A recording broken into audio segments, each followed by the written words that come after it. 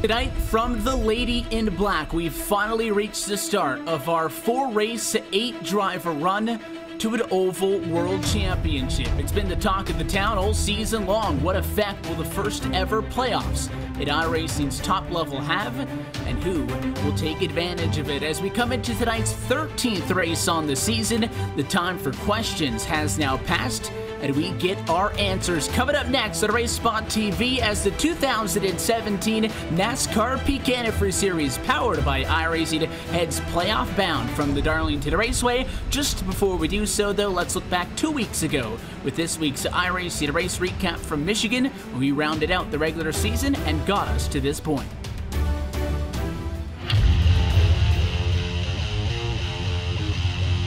Zach Novak is going to get set to get this the final race of the regular season underway. In 125 laps from now, we will know the 8 drivers who will make up the first ever playoff grid in this series history. Here we go as we get set to go racing in the Michigan 250. Green flag for the 12th race of this 2017 NASCAR Peak Antifreeze Series campaign. Pole sitter leads to turn 1.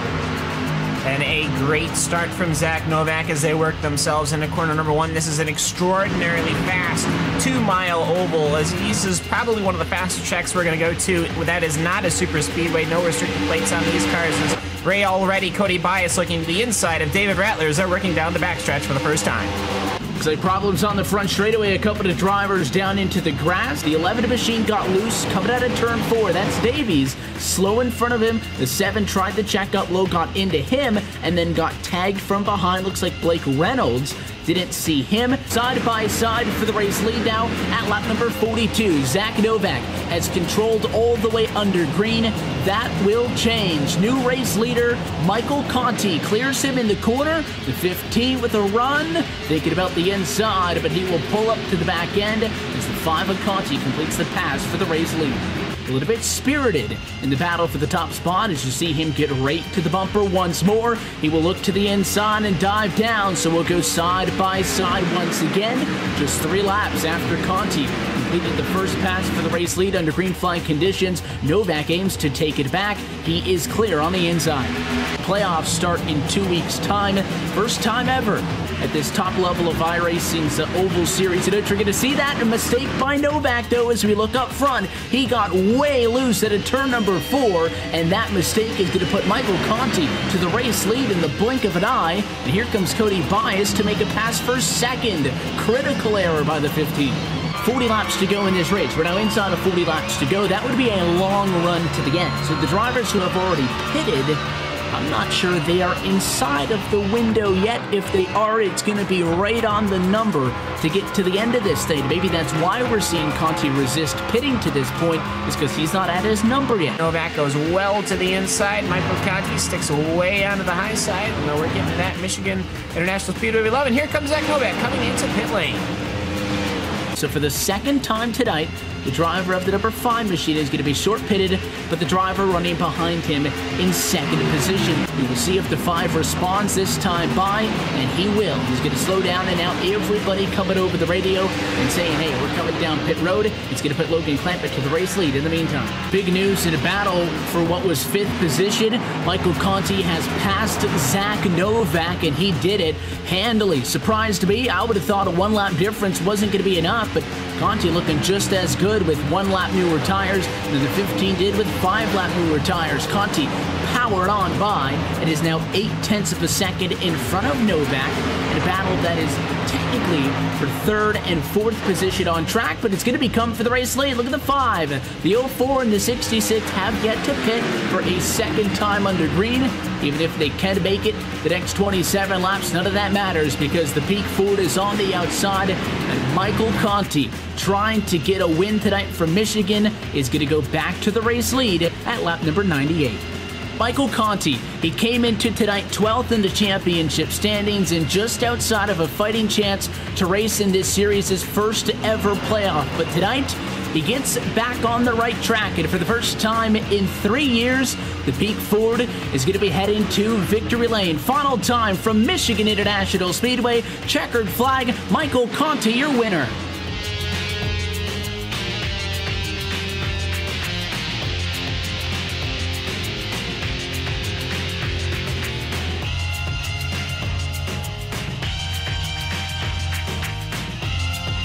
and let's talk to Tim about how this playoff grid will work going into 2 weeks' time. Everybody is reset now to 2,000 points for the drivers in the top 8. Ninth on the back will continue to fight amongst themselves.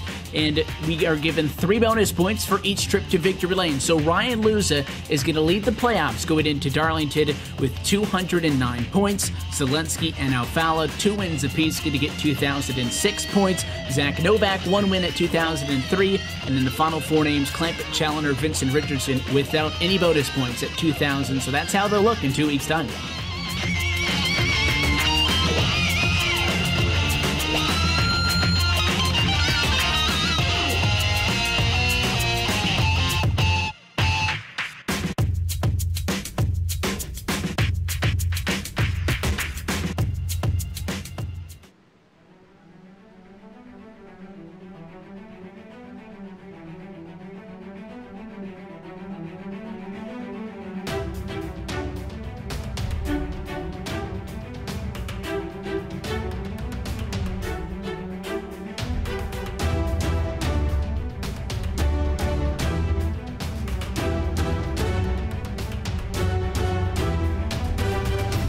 The road to $10,000 runs through the track deemed too tough to tame and into the postseason. Live tonight on RaceSpot TV and iRacing Live. This is round number 13 and the opening race of the playoffs in this 2017 NASCAR PEAK Antifreeze Series powered by iRacing. Happy to be with you this evening from Darlington, South Carolina, where we say good evening sim racing fans and welcome to tonight's Darlington Southern 250, which marks up the 13th race of the overall calendar. But as you have been anticipating, we finally get the playoffs underway at iRacing's top oval world championship level. We begin the road to Homestead tonight with the 8 names, 4 of which are not going to be with us in 3 weeks' time. And as we welcome you topside to the RaceSpot TV booth, myself, Evan Pasoko, along with Andy Kessler and Randy Cheneth for the course of tonight's action. As always, downstairs is Hugo Louise, and you know, this race is fun, and it's going to be an exciting one, Andy, regardless of the exterior circumstances on where it falls on the calendar. A, because it's Darlington, it's a challenging track, which means that it's going to be a show for us up here, but also it's throwback night, so you're going to notice a lot of throwback paint schemes on the racetrack, and we'll try to be out those as well as the night goes on. But you cannot ignore that the playoffs start tonight. We've been waiting for this since it was announced earlier on in the year, and we finally get to see how it'll shake out.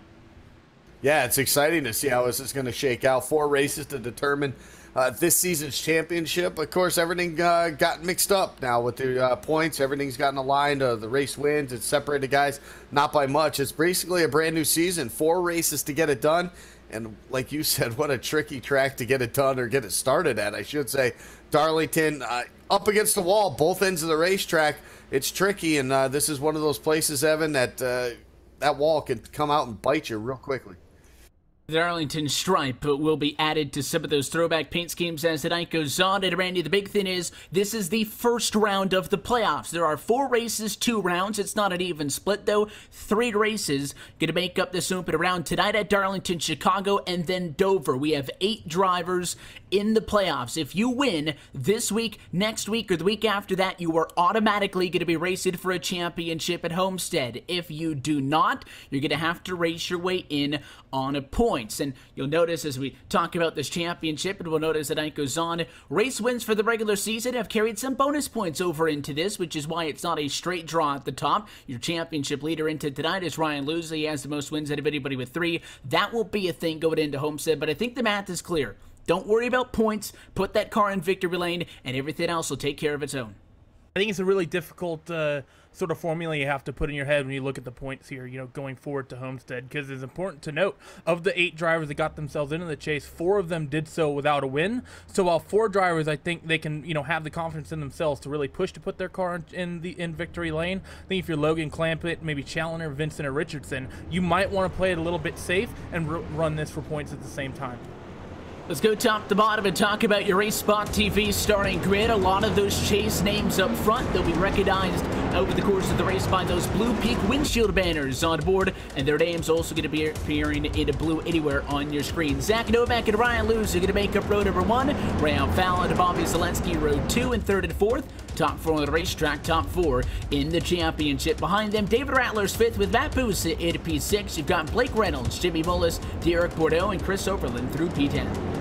10 through 20, you got 11 through 20, you got Clampett, you got Michael Conti, last week's winner, starting 12, Jake Sturgis, Corey Vincent, Brian Blackford in the 15th spot, Mark Richardson, Andrew Fayash, Michael Johnson, and Nolan Scott, and you're rounding out your top 20. Dylan Duvall, Chris Shearbird, Will Cooley, Brian Schoenberg, Brad Davies, Mitchell Honda, PJ Sturgis, Brandon Schmidt, and Taylor Hurst with Joe Letterello in 30th. Rest of the screen going to go by up at top, and you'll be able to see how everybody's going to roll off for this one.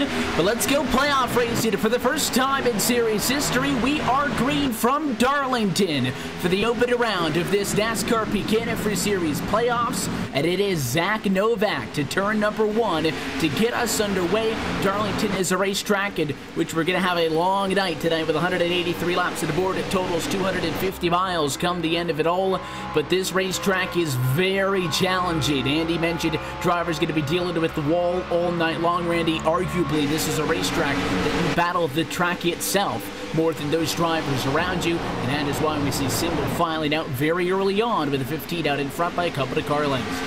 I think we pretty much get single file all the way through this 43 car grid. The only side-by-side I saw this time by was between Brad Davies and Mitchell Hunt. They get themselves single file really quickly, and that's deep in your field. But all your guys up front, especially you guys racing for points, they get themselves relatively calm. They don't want to burn themselves out too early here, and they certainly don't want to get damage on that car in the opening lap. With that said, Zach Novak already opening himself up a half-second lead here over Ryan Michael Luther, but your leader scrapes the wall through 1 and 2, so he gets himself a Darlington stripe early. Hopefully not serious damage on that number 15. It'll happen at some point sooner or later. I'm sure you wouldn't like it to happen at lap number 3. It was just a little bit of contact for the 15 to Zach Novak. We'll see if it's going to bring Luza any closer, who continues to run second. Alfala still third. The only change up inside of the top 10 is for 9th position, and it's one of your championship competitors, Logan Clampett. Started in 11th. He's been able to pick up 2 spots, jumps up into 9th position very early on in this one. Other than that, no lead changes inside of the top 8. Yeah, he was able to pick up a couple right off the start there, and he finds himself in a battle right now, actually. A couple cars right in front of him. Jimmy Mullis, you got Blake Reynolds as well in that 66 machine. As they work their way off turn number 4 down the front straightaway. Logan Clampett wanting to make up some ground here. Of course, came into the chase, or this chase for the championship. No wins, so he has none of those bonus points. He's one of those drivers wanting to get a win, wanting himself guaranteed into that final in Homestead. David Rattler is somebody who I feel we're going to be talking about a good amount over the course of the night. He runs in 5th position at the moment, and Matt Busa trying to challenge him. Those two fighting for 5th and what would be the highest running non-playoff competing driver position on the racetrack. Again, there are 3 races and there are 4 drivers who are going to be able to race in Homestead, Miami for this 2017 Peak title. That means if we see a playoff driver win every single week, there's going to be at least 1 spot in on points. The less individual race winners from there, the better it is for drivers to get on to wins. And as you see, Boosa make a pass on Rattler for that position. It is up to these drivers, the non-playoff competing drivers, to play spoiler. We're not taking everybody else off of the racetrack and having only 8 drivers go at it. We have a 43-car field, and all the other drivers, excluding those 8, going to be just as important. That's one of those things that when you talk about this championship, if you are someone like Zach Novak, Ryan Luza, Ray Alfala, Bobby Zielinski, obviously got quick cars underneath you tonight. If one of you can't get the win, maybe the one thing you want besides yourself getting a win is one of those other drivers who aren't in that chase coming away with one. That way you put the pressure on a lot of your other competitors. It's one of the greatest things probably, without locking yourself into the race, is to be the top finishing chase driver and have someone out on the outside who comes away with that race win. That allows you to put a lot of pressure on those other 7 drivers, knowing that you have that points buffer somewhat as you go into the next week out at Chicago. And for those who were tuning in with us a little bit earlier on in the evening with the NASCAR Race Night Pro Invitational, happy that you're spending the rest of your evening with us here for the Darlington Raceway. Didn't get a chance to note it off at the top, but did kind of allude to it, that Ryan Luza is leading this championship. He runs in 3rd at the moment, and we'll break that down a little bit more for you. As we noted, if you win in this round, you get to go to the final race in the playoffs, but you don't get any bonus points. That race is going to be 4 drivers, no bonus points anywhere. Whoever finishes in front of the other 3 competitors walks away with the hardware, the check, and the ticket to NASCAR Championship weekend at the end of the month. But that's not how the regular season worked. We did not have a win and you're in, but the wins did count as a little bit of a bonus as you watch a battle for 11th position, and it's going to go in favor of Chris Overland. It ended up with 47 machine. He's trying to work his way up and continue onto the field, but Ryan Luza has 3 wins on the season, so everybody got reset to 2,000 points. He came into tonight with 2,009, 3 bonus points per win, which means Ray Alfala and Bobby Zelensky, who had 2 wins apiece on the season, sit with 2,006 points at the moment. Zach Novak's 1 win has him at 2,003, and then the other 4 competitors, Clampett, Vincent, Challenger, and Richardson, all sit at 2,000. That win is so important, Andy, because if somebody like a Marcus Richardson were to win, Zach Novak, who's in at the moment, would then get dropped, kicked it down. So that goes back to the point that Randy was talking about, where if you can't win, you almost hope that your competitors don't, as we watch a championship driver and a non-championship driver fight for spots inside of the top 10. David Rattler going to lose a position. Corey Vincent in the 10 machine slotting through, picking up his 3rd spot tonight. Yeah, watching basically all those guys. The number 9 of David Rattler actually falling back through the field over the course of the last 8 to 10 laps here. Started 5th. He's now currently in that 12th position. Still continuing to lose some, so maybe a setup difference, maybe a little bit into the wall. But I'll tell you what, one of those cars keeping an eye on right now is actually moving up through the field rather nicely, showing a lot of speed. Michael Conti in the number 5, our most recent winner 2 weeks ago at Michigan. He's making up some ground right now, and right now he's on the back bumper. Derek Bordeaux off too. And again, forget about that 5, as you were just noting. Just got back into NASCAR PEAK Antifreeze Series victory lane for Michigan International Speedway 2 weeks ago. The 5 team is feeling good. He's got a nice throwback paint scheme with that Peak 4 diffusion, and he is somebody who is not a part of this championship fight. Wasn't able to make the cut this year as he got off to a pretty slow start, and that the 5 team would like to have a better performance on this 2017 campaign than they did, but he can still play spoiler. There's 4 races up for grabs. Nobody's saying that all 4 of those races can't go to our non-championship drivers, and it's a good point when you think about it, because out of all the race winners that are in the playoffs, Luza, Alfala, Zelensky, and Novak, they account for what's a total of 8 different wins this season. That leaves 4 races with by non-chase competing drivers still out there in the field. So it's not like these top 8, while they have performed more consistently over the season after the qualifying simply based on points, does not mean that they're going to be able to walk over the competition. And at the same time, if you're the likes of Logan Clampett, Christian Challenger, Corey Vincent, Marcus Richardson, one of the other thing about is that you got into this chase without winning the race. That means you are 4 of the most consistent drivers in this series week in and week out. And even though it's just such a short sprint and that you need to get a win in order to be safe, having that ace up your sleeve of consistency, knowing that you can make it to the end of these races and you can consistently get good points at the end, I think that makes you very, very comfortable coming through this chase and understanding your situation, that you have a very good opportunity, if you have decent speed, to get yourself in a homestead in about a month and a half time. Race still young, but we have been cleaning green for now the opening 17 laps of contest. Did just see a driver down to the pit lane, though. The 7 Ryan Lowe came down, took 4 tires to the fuel. He's going to get the Dragon Tech Toyota back out on the racetrack, but that's going to put him at least 1 lap down. He may have fallen a 2nd lap down after running on the pit lane. It is a long pit road here at the Darlington Raceway, and if you've ever driven this racetrack on the service, been to this racetrack in real life for Monster Energy NASCAR Cup Series event, or just seen it from a satellite image, you know that this racetrack is so difficult just based on the shape of it. And tonight's race length, clock it in at 250 miles. That's what we tend to see, Andy, week in and week out. 50% of what you'll see on the Cup side of things on Sundays, but that takes a little bit more laps at Darlington than it does at most places. This racetrack isn't quite a 1.5 miler. It comes in at 1.366 miles. So 183 laps around here is no stroll in the park. It is a long night. You got to be up on the wheel for every single one of those laps all night, or you could really find yourself in a world of hurt. Oh, you're absolutely right, and we mentioned it before a few times now. You're going to be riding up against the wall both ends of the racetrack, so you got to be on the game. You got to be focused every single lap, and these races tend to have that feel too of a long green flag run. So a lot of these drivers, it's probably one of the toughest tracks to really stay focused for all 183 laps. So we'll see who can get it done here tonight. That lead, though, that was 1 second, Evan. Zach Novak, well, it's kind of shrunk here. It's within half a second now. You got Ryan Luza really starting to close in on Zach Novak. He's been able to close that gap in fact, as you said, it may be 4 or 5 car lengths or so, but it is well within 1 second. They have been able to pull away from Real Falla. That driver still occupies third. He is working with some lap traffic at the moment. Maybe the lap traffic will give the 83 of Zelensky an opportunity to get up at him, but obviously keeping an eye on the race leaders up here and already starting to see that rubber get worked in. You can see it really well when we went on board there with Zelensky the last time around the racetrack. That's a great shot of how that line enters into the corner low, goes right up against the fence in the center, and then kind of dives off as you get away and off of the turn. Turn 2, if anywhere tonight, is going to be Calamity Corner. It's going to be turn number 2. These cars get so loose down at that end of the racetrack that if your car is not handling up to standards, that is not a fun place to be. Need to have your cars dialed in at a track like Darlington here, Evan. If you don't, it's just, you actually see your race leader, Zach Novak, a little bit loose off of corner number 2, so exactly as you say it, it strikes Zach Novak, and that allows Ryan Michael Luza to reel in just a little bit.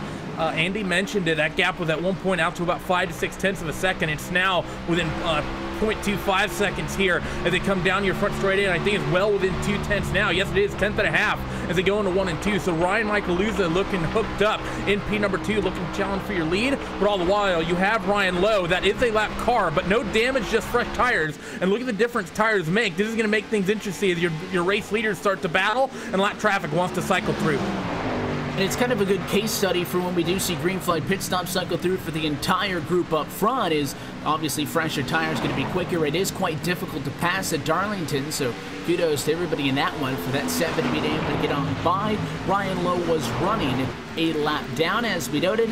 He is now going to get from 2 laps down to 1 lap down, so still feeling the effects of that very early but seemingly scheduled trip down to the pit lane. Again, it didn't appear that he had any damage. I don't know if he had any sort of outstanding penalty that would have showed up on our end of things, but just came down to the pit lane, got tires and got fuel, put himself way behind, but it's a good way to show what the fresh tires mean. So what does Luza do? We can see that if you're faster by a lot, fresh tires tends to do the trick, that you can make a pass at the inside of the racetrack, but on even tires, what options does this one machine have? You don't want to throw it into the corner side by side. You're almost kind of hoping that at lap 25 and 183 lap event that if the guy in front of you sees you're quicker, it might let you go. The one is starting to get impatient though. Look to the inside at time in 3. Doesn't bite quite yet.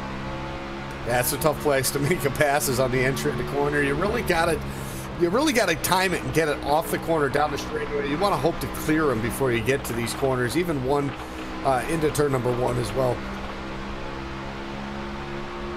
Just trying to scan through the field to see if anybody else is having some big issues early or maybe some big gains. There was not all that long ago in this race, we were talking about how the top 8 in this thing had not really changed out positions all that much. That is no longer true. Blake Reynolds has been making a mark towards the front, the number 66 Ford. He's been able to work his way up into the number 5 spot, and also Logan Clampett is able to get another spot that time by. He just passed Matt Busa for 7th position, and Busa in a good fight right now at the number 34, under attack by the 40, and there's contact. Mullen sideways at a 2, so is Busa. They'll go 3 wide. Everybody's going to be able to hang on, and Michael Conti through the middle just stole 3 positions at once.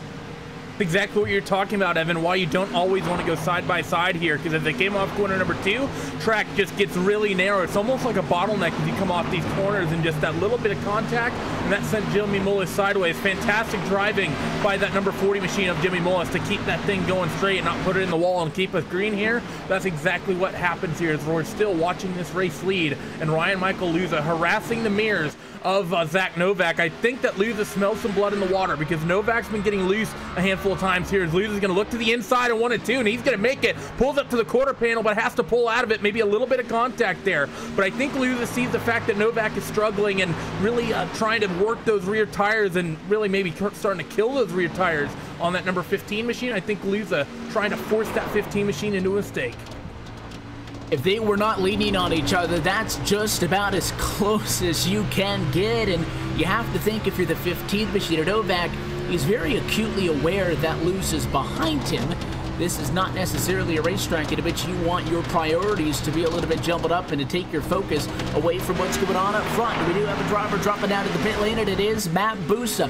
Very early on at just lap number 29. The Gale Force Sim Racing Toyota is coming in as the battle for the race lead goes on once more.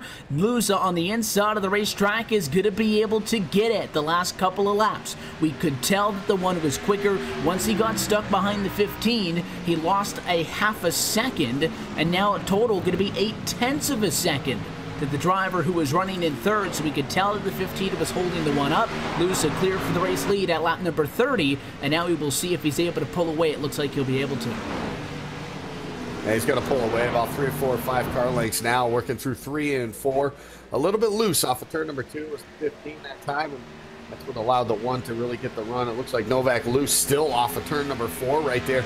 You see him drop way down to the bottom of the racetrack, back up in the racing groove, and I think pit stops, green flag pit stops, already starting to occur here on lap number 30. We saw the number 34, Matt Busa. He came down pit road. See a couple other drivers as well making their first round of green flag pit stops, and we have to note too as well, as we see a couple more drivers down on the apron, this is one of probably the hardest pit road entries to nail down. It comes up on you very, very quick. Caution, though, out on the speedway.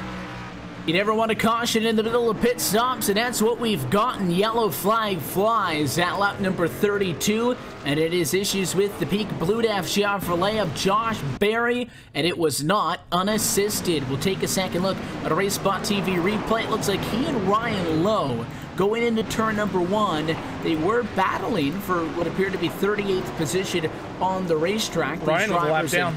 Just recently gotten themselves back off of the pit lane in the case of the 7 Lowe, and I don't know if the fresh tires was that big of a difference, but he closed in very quickly on the back of the 8, and I think he was a little bit hesitant on if he was going to pass or not. Looked to the inside, that it pulled back up behind him, and gets the 88 in that left rear quarter panel, Randy, and there was not a whole lot Barry could do. He held on to it for a long time. He didn't wreck it into the fence, so it could have been a lot worse, but it does go for a loop, but it brings out the yellow.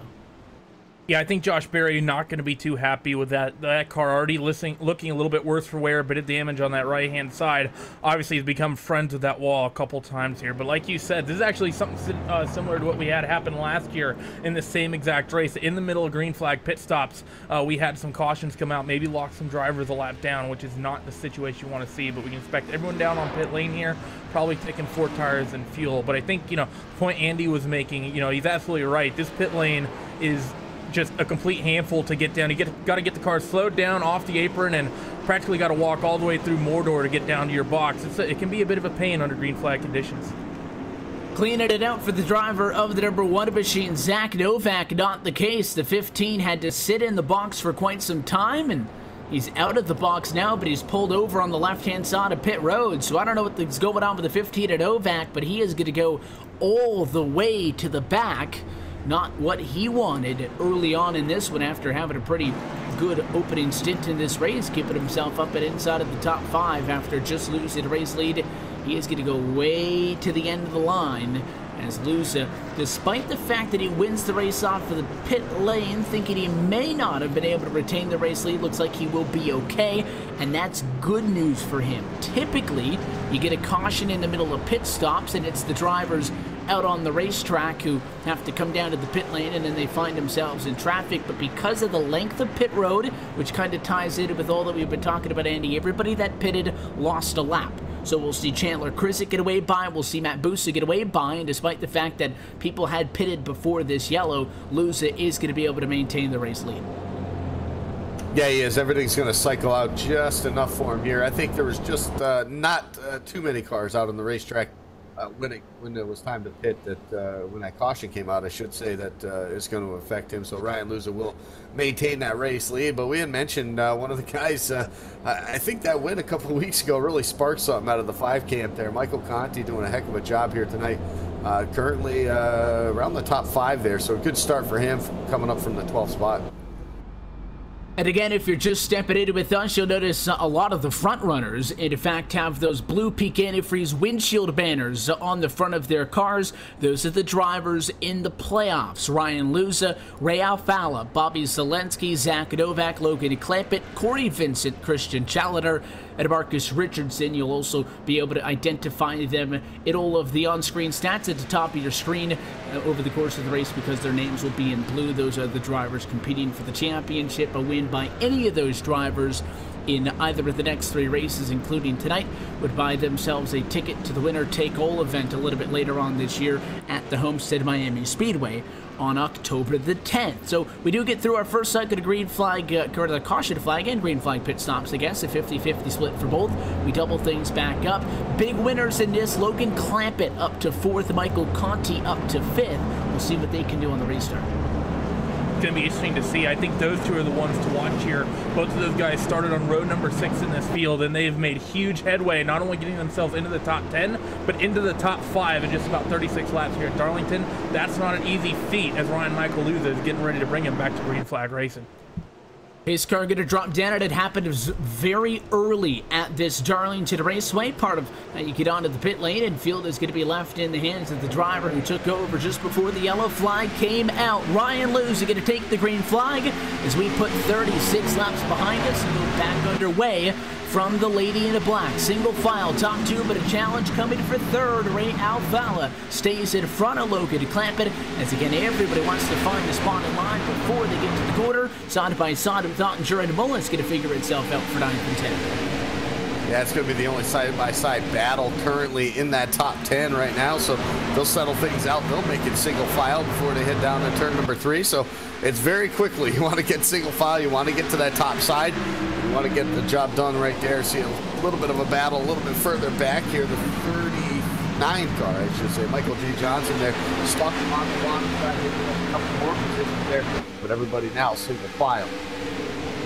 They chase down that one. Bashini's been able to open up a little bit of a fight. It looks like Zelensky Alfala may be dueling for 2nd and 3rd before we see a challenge for the race lead at all down the line. Just an update on your pole sitter, Zach Novak. After a very slow pit stop, he is scored in 36th position. He'll get 35th away from the 4 hill, a little bit deeper in the back, but it is going to be a long road to hoe for him if he wants to get back up and be competitive in this event. Other than that, calm for the moment. The 5 of Conti wants to challenge for 4th position. Kind of contrary to what we see most races, the battles for position on track, Randy, kind of come a little bit of laps off of the green flag, 10-15 laps into a run when the tires start to wear, as opposed to right off of the restarts. It's one of the things that you have to, when approaching Darlington, I think it's just one of the things you can often see in the setups at a racetrack like this, the fact that everyone's going to be building their cars a little bit different. Some people might think and expect that we're going to get a lot of yellows at a track like this. A lot of people might expect us to stay green. I think that's what we saw from our top 2 early on. Ryan Michael Luza, I think, obviously built for the short run, whereas our pole sitter, Zach Novak, I think a little bit more for the short run. So those guys, you saw the way that Ryan Michael Luza was able to reel in Zach Novak late in the run, but the way Novak was able to stretch that lead early, that's going to be happening all the way up and down your field, and that's going to be even shuffled even more so compared to where everyone was running and where everyone came off pit road after that caution period. Brought for position to the tail end of the top 10. Nick Ottinger pulls out of the way and gives Jimmy Mullis 9th position, so those 2 drivers going to swap things up. Not all as bad for the Ottinger camp. He's still halfway to the front from where he started, back in 20th position. Mullis trying to get back up to where he started, caught the fence at Tom DeCetera 1 and 2. That one was a little bit more aggressive of a hit than he would have liked. You can get into the fence at Darlington. Nobody's saying that that's going to end your night, but you can't knock the wall down, and that was a pretty good hit down in turn number 1 and 2. We've got a little bit of discussion over the radio right now amongst a couple of the drivers up front, Luza, Clampett, and some other drivers as well, chatting over the radio, trying to get out of each other's way and such, but so far no changes for position up inside of the top 5, and in fact Luza looks to be getting better as this run goes on. He's doubled up on that 3/10 of a second advantage off of the restart. It's now at 6/10 over Zelensky, who still has a mere full of the 2 forward. Yeah, Ray Alfala hasn't let him get away at all here on this run. There's actually Logan Clampett falling back just a bit, maybe a little bit feeling the pressure of that 5 car there, as Michael Conti still holding on to that. It looks like Ryan Lusa going to be heading down pit road this time here. Not sure exactly what the reason of that is, but he just called it out. He's coming down pit road. That's going to put the lead now to Bobby Zielinski as they exit turn 4. We saw a similar very, very short pit call in the opening stint of this race, and the one is going to give up the race lead. Again, this hurt the drivers who did it on that first stint. If it is voluntarily, we'll take a look to see if maybe this is a penalty for the driver of the number 1 machine.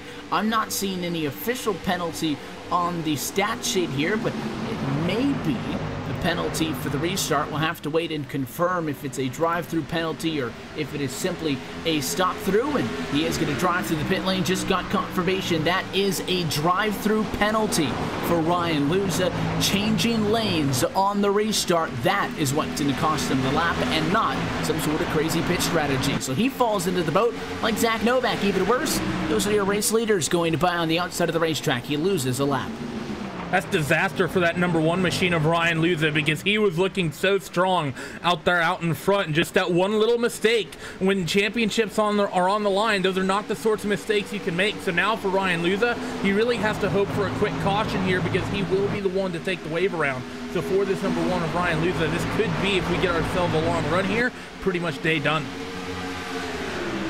Tough break for him. The longer this race goes green, it's going to hurt even more. When we did see drivers pit early in this one on a very short end of the strategy, what they did was they had fresh tires. They were able to get up and fight back through as we watch a fight for second. Conti on the inside of Alfala, unsuccessful that time. The tough break here for Lusa is it was a drive-through penalty. Obviously didn't stop at a box, so he doesn't get fresh tires. So he's not going to be able to just drive around the 7 or so lead lap cars that have ended up in front of him and put him a lap down. So he is stuck there until he gets a caution flag. The longer this goes green, the worse off he is going to be. We thought Zach Novak was in a tricky situation. Your championship leader is currently being scored in 41st position in the opening race of the playoffs. So with the race leader now taken out of the equation, we bring our eyes back up to the top of the scoring pylon. Race lead is now assumed by Bobby Zielinski. He's had Ray Alfala aggressively on him over the course of this run. It had been for second. Now it's for the race lead, and it's getting a little bit more interesting because Conti wants to make it a 3-way fight.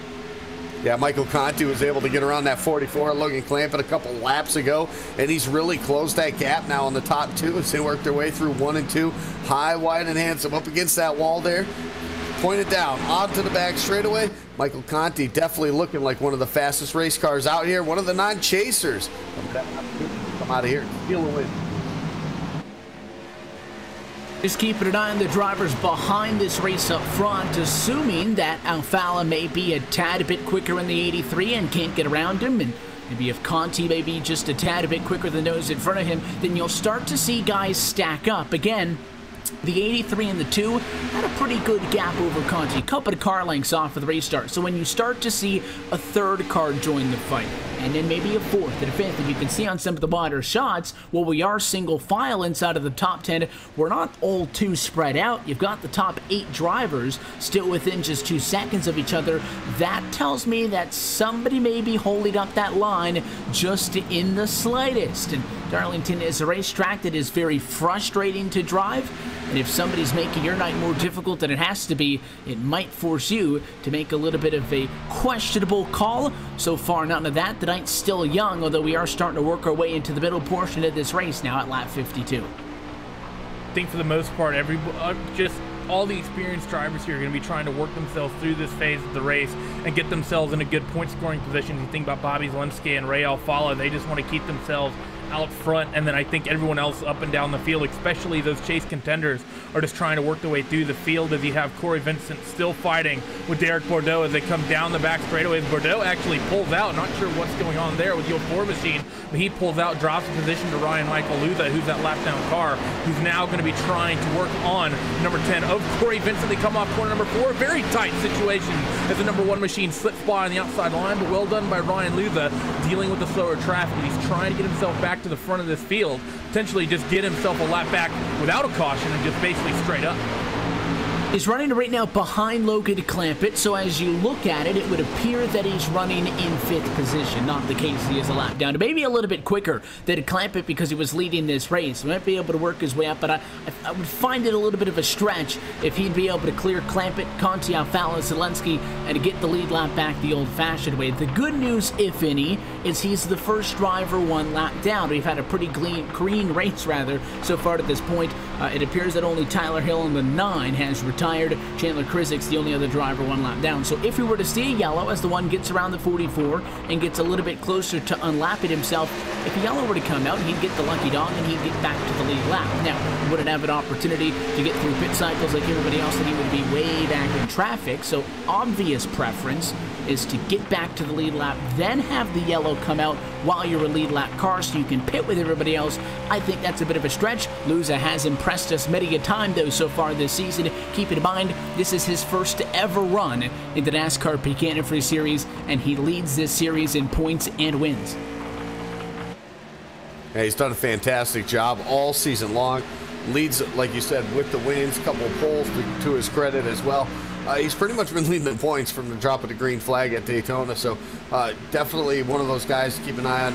No doubt in my mind that he's one of those guys that you can have to contend with probably in Homestead in about 3 races or so. So he's got his work cut out for him, obviously, in this one to get himself a decent finish or even to get back up there to have an opportunity to win this one before it is over. The laps click by pretty quickly here, even though it's not a short track.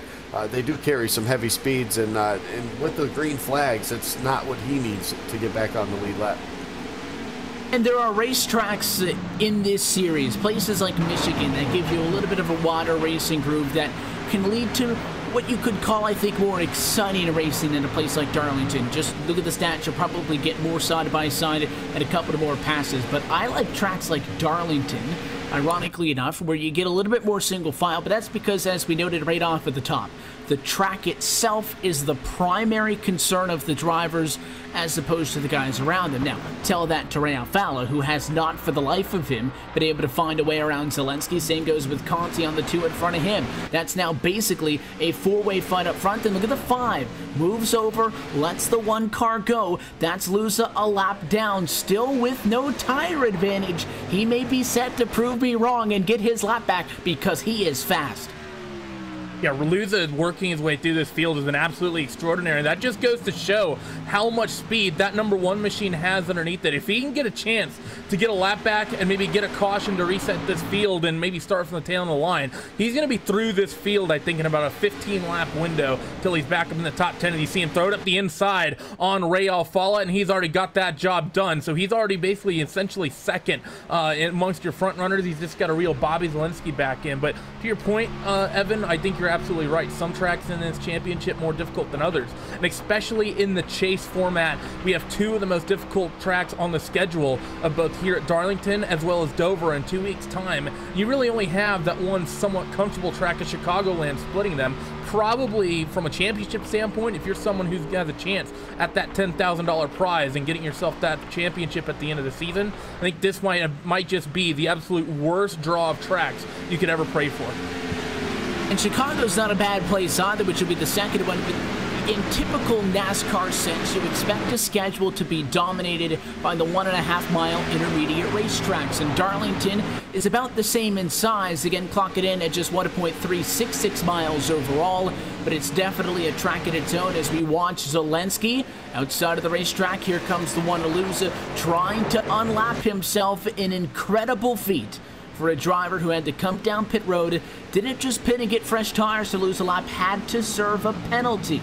He has now moved himself to the to the lead lap and around your race leader Zelensky. So if the yellow were to come out, he'd be on the lead lap. That's also good news for Chandler Krizik because he now kind of finds himself in the first car 1 lap down position. But this schedule is not one that is full of 1.5-mile racetrack. Chicago coming up in 2 weeks' time. It is absolutely a 1.5-mile racetrack, but it's a little bit different. It's got that curved back straightaway. It is one of my favorite 1.5-milers on the service. You've got Homestead at the end of the season. Sure, that is also technically 1.5 miles, but unlike every single other one, it is not a tri or a quad oval. You got a straight up run from 3 to 4, or rather from 1 to 2 and then from 4 to 1. That being said, very unique tracks, very niche tracks, I think, that kind of fall in this playoff. Good news for those who are good at those tracks, but for our championship hopefuls who may not be the best at a place like a Darlington or a Dover, you gotta step up and figure it out. That said, I think there's not a lot of people in this chase that aren't good at tracks like Darlington or tracks like Dover. You look at our top two, you have Bobby Valensky and Ray Alfala, championship contenders. Then you go back to fourth, you have Logan Clampy, you got Corey Vincent in fifth. So for your top five championship contenders, then think about Ryan Michael Luza in the one and the speed he's showing. He's definitely the car to beat if he can get the track position back right now, the sort of speed he's carrying through that number one Ford Fusion. So I think for the most part here, Evan, these championship contenders, they may not like these tricky tracks, but my lord, they are very, very good here tonight. Yeah, they figured it out. Darlington incredibly clean so far to this point. Not all that far away, in fact, from the halfway point in tonight's Darlington Southern 250. And as we continue to work on our second green flag stretch on tonight, I want to remind you that this portion of tonight's broadcast is brought to you by Peak Antifreeze and Coolant, the official antifreeze of NASCAR and a proud sponsor of the NASCAR Peak Antifreeze Series powered by iRacing. So things up front have calmed down significantly. Alfala has fallen off into number 83, and he and Conti somewhat in a fight for second. That Peak Ford is a little bit off of the bumper, and just as I say that, he closes it back in, not to the point at which he's going to be able to make a challenge for position. But new faces up inside of the top 10. The likes of Corey Vincent, as we noted off of the restart, a big winner with that one. He's maintained running in fifth. Derek Bordeaux, though, may want to challenge him shortly. It is been a little bit of a learning curve, I will admit, through the opening 68 laps of this, but Randy trying to be able to pinpoint who's who and quickly glancing at a pack because of everybody having different colors on it. For tonight's the throwback night at Darlington. For those who are tuning in with us live, let us know who you think has the best throwback paint scheme as we continue to get a couple of good looks at these things as the night goes on. It's one of the things that makes this event unique, isn't it? And I'm super happy that for my Super Peak event, I get to work the throwback one for the second time in a row. Myself and Andy got to do the one last season as well at Darlington. And, you know, I love this track, and I love the theme that all the drivers have carried over from the real world of bringing all the throwback schemes. And, you know, there's not only throwback schemes from the real world, there's a couple that you've seen from the sim racing world as well. Logan Clampett running one of those. But one thing that's important to note, I think, Evan, we're starting to get to that situation where drivers were making green flag stops on our first long run of the night. It was about lap 34, 35 when we saw drivers start coming down on pit lane, and we've been green for that amount of time now. So I think we can expect drivers the next handful of laps, unless there's a fuel concern issue potentially, or drivers trying to get themselves to a fuel marker, we should be expecting some early takers here in the early goings. And as I say that, here comes 3-time, and here comes Conti as well, down on a pit road. Tricky entry. Alfala locks it up. So does Michael Conti. I think they both were able to get it down to pit road speed of 45 miles an hour in time, but that was dicey for those drivers trying to get it lined up for the pit lane. Pit road also has a downhill incline as you head from turn 4 to turn 1. You got to keep an extra eye on that speed to make sure you do not go over. But second and third drop off to the pit lane. Zelensky so far has no intentions of dropping down. The 83 is going to stay out in front. For every lap he stays out, he's going to lose a significant amount of time compared to what we got just off of the last restart with brand new Goodyear rubber. We're running about 2.5 seconds slower per lap. That means you stay out an extra 2 laps, somebody on fresh tires is going to get 5 seconds on you. So I have to imagine the clock is ticking for Zelensky to get down. Logan Clampett, Mitchell Schoenberg, we got Brian Schoenberg, because I'm messing my names up here. We got a few drivers as well coming down on the pit lane. Here comes Bobby Valensky for his pit stop. Another driver all sorts of sideways. That was Derek Bordeaux getting out down on a pit lane. Very, very tricky pit lane down here. I think the last time I saw drivers this loose, actually I don't think I've ever seen drivers this loose coming down on pit lane. That drop off the banking is super aggressive, and it's really messing with these guys. They try to get to these cars slowed down and on the pit lane. The race lead going to now cycle through to Corey Vincent's hand. The number 10 now assumes the race lead in this one. He'll stay out for an extra couple of laps. This is a good opportunity for some drivers to be able to stay out and get a couple of bonus points, but also I think you're going to see strategy plays now. We were talking about the disadvantage of drivers who had pitted earlier on, and tends to be in the grand scheme of things, if a race stays green, that the green flag and the short pit, if you will, Andy, is the call to go with. You get fresher tires quicker, and you get right back out on the racetrack. But again, the problem with that is if a yellow comes out, you get stuck a lap down often. So a lot of drivers from deeper in the pack stayed out here. The likes of PJ Sturgis from 27th. Joe Letterello is just now pitting from 30th. Brad Davies from 25th continues to stay out. Challoner from 36th is now up to 9th. So these drivers trying to stretch the fuel as long as they can, hoping to actually get a caution flag that would help them out. Yeah, you're even seeing guys like Zach Novak, who we saw have the problem stay on pit road, I think, to get damage fixed early on under that caution flag. He's still out there on the racetrack trying to hopefully get that caution flag. If they do that, they get the track positions. That's exactly what they need. They'll be able to come down under the caution flag to get that pit stop done. So that's why it's not a surprise to see a lot of these guys towards the back of the field still out on the racetrack. And we'll see what they can do and when they can finally come down. I know they got a lot of fuel. They can probably get about 70 or 80 laps, honestly, on a green flag run here. So we'll see exactly how long they decide to stay out.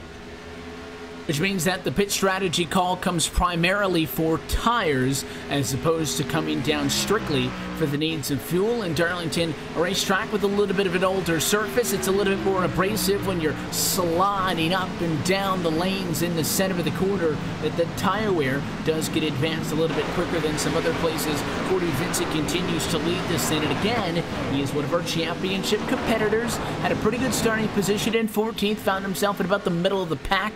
Marcus Richardson in the 01 machine up to second. He's another championship competitor, so I think that it would be unfair to classify all of those who are staying out as drivers hoping to pick up time from the back, because you have championship competitors first and second taking quite the gamble. And as you say that, Corey Vincent just smacked the wall in the middle 1 and 2, and he is really slow. You got 3 drivers, 3 wide down the back straight into 1 and 2, and who was that in the middle? Brandon Schmidt just splitting the gap between Chandler and Corey Vincent. So very close moments, and you see the pace differential of these new tires out here, Evan. That 10 machine currently logging laps in the 30s. Everyone else out there in the 28. So big risk taking tires this late on. Not taking tires this late on. But if you're Corey Vincent, you really want a yellow to fly and get yourself that track position, maybe increase your chances of coming away with a win tonight.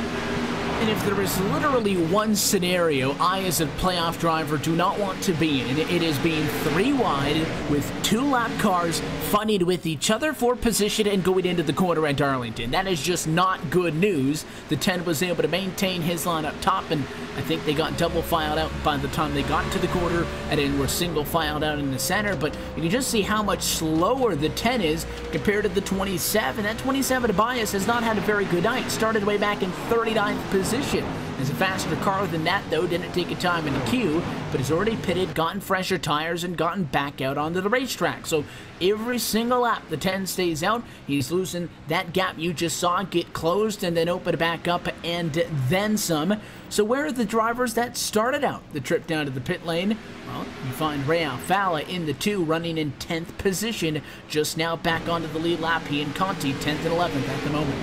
I think the big thing to take away here between Alfala and Conti is look at where they are in comparison to Zelensky. So right now you have Alfala and Conti basically nose to tail coming off corner number 4 down your front straightaway. Bobby Zelensky just is now coming off that 4th turn. So it's basically a straightaway, the distance of the front straight here at Darlington. That's the amount of time that number 83 of Bobby Zelensky lost, staying out that extra handful of laps, Evan. And the thing to keep in mind is that even though he's going to have maybe a slight advantage on the new tires, Ray and Michael, they would have had, 2 seconds a lap for about 4 to 5 laps. We're going to be seeing Bobby Zelensky maybe have a 10th or 2 every lap, and he needs to hope for a long green flag run to even bring that gap back down. They say the longer you work with the green flag conditions, the chances of a yellow start to drop ever so slightly as the run goes on. You get more people spread out. You figure you kind of get into a rhythm. That's something that is critical at a place like Darlington. But I just saw a lap ago the 2nd time in the last 5 laps that race leader Corey Vincent on old tires, and therefore a car that probably doesn't navigate the turns as well as he would like, get forced 3 wide. Not only is that an uncomfortable position because he's leading this race and is fighting for a championship, but just in general, when you're working on tires that are almost going to be 50 laps old, that is just not a fun position to be in. So it is these moments in the middle of a green flag cycle to pit stop, Sandy, that might actually be more inclined to bring out a yellow because you got so many different drivers working in and around each other, and this 10 is just trying to get out of the way. Yeah, you're absolutely right. He's actually going to pull off now off of turn number 3. He's going to make his way down to the pit lane now, so the number 10 here, Corey Vincent, will let a bunch of laps. Now he's going to come down pit road and get his service done to his machine as well here. So Corey Vincent, one of your championship contenders here, led some laps. We'll see what he can do with the fresh tires now. Race leader is going to become the number 11 machine. Chris Overland in the 47 caught the fence a little bit harder than he would have liked, and you can see the damage on the right rear quarter panel for that machine. Got the wall in 1 and 2, and then got it again in 3 and 4. You're not necessarily going to completely destroy that car by getting into the fence like that, but as it continues to happen over the course of the night, unless you're really hoping to tighten the car up, I would advise against that. Davies very slow on the front straightaway. Your race leader just missed pit road, talking about how difficult it is to get down there. He made the commitment cone, but did not get it turned in time, had to bail out, and that's really going to sting. Interesting to see if that comes with a penalty for the number 11, because as he said, he drove past the commitment cone, and he's now going to drop down onto the apron into 3 and 4 again, and that could be a night-ruining race for the 11 of Brad Davies as he gets it back slowed up and back down onto pit lane at a pit lane speed. So Brad Davies, after leading a handful of laps, has that unfortunate mistake, and that's going to really cost him. That said, Ryan Lowe currently scored as your race leader, just out in front by a short amount of Ray Alfala. And the thing to keep a note, Ryan Lowe still owes us a pit stop, and the likes of Alfala, Conti, and Zelensky, they might just catch up to the back of this guy before he's able to come down pit lane. But as they say that, he drops down onto the apron and begin his first second probably pit stop of the evening. So Ray Alfala, he will inherit the race lead, just about 2 or 3 tenths ahead of Michael Conti. And I suspect that was the idea for the 7, is to wait for those drivers to get up to you and then come down to the pit lane. Try to eliminate a pit stop from your cycle entirely and try to work your way into the next cycle, as opposed to being viewed as the final pit stop. You pit right in front of the leaders. They might be thinking, all right, well, pit stops are going to happen shortly. We just have completed most, if not all now, the green flag pit stops for your race leaders. And it's been so long since Alfala was on pit road that he's already starting to think about when the next time he's going to be coming back down in it. But I think, incredibly enough, during green flag pit stops, you tend to see a lot of separation amongst the battles for position. Alfala and Conti have stayed deadlocked to each other, still within a half a second of each other. They came down pit road 1-2. They run on the racetrack right now 1-2 as well. We'll see what the 5 machine can do. If anything, you have to look 3.8 seconds back to find Bobby Zelensky in 3rd. Logan Clampett was able to maintain 4th, and Derek Bordeaux up with an impressive P5. Yeah, you can see exactly what Ray Alfala and Michael Conti were able to gain on Bobby Zelensky by Zelensky staying out a couple extra laps. He lost about 4 seconds on this run, so you can just see the short pit, how well it works for some of these drivers. And for the 2 and the 5 right now, that is currently what it has done for them. But you also got to think, like you mentioned, Evan, it's been a while. They've been out here for almost 20 laps now on this set of tires, and if things go the way the last run did, it wouldn't be too long to about 10 or 15 more laps, and you'll see these guys back on pit road for another round of green flag stops. And right on that point, lap number 91 going to be complete as this time by. We will take to the halfway point in tonight's Darlington Southern 250. So let's take this opportunity to take a look at our iRacing Midway Race Break, brought to you by iRacing, the leading online racing simulation developed from the beginning as a centralized racing and competition service. iRacing organizes, hosts, and officiates races on virtual tracks all around the globe. And in the fast-paced world of eSports, iRacing is your one-stop shop for online racing, with officially sanctioned series by the likes of NASCAR, IndyCar, IMSA, the World of Outlaws, and more. As we work lap number 92 from the track Too Tough to Tame, Ray Alfala has it under control. He right now leads by 0.7 of a second over Michael Conti, who runs P2, the 5 team, looking to maybe go back-to-back on 2017 winners from 2 weeks ago at Michigan. Bobby Zelensky 3rd, Logan DeClamp in 4th, and Derek Bordeaux at 5th. We just noted those positions. Nothing has changed in the last couple of laps. P6 right now is Chris Overland. The damage may be affecting him a little bit, though, as Nick Ottinger in the 05 closes in from 7th.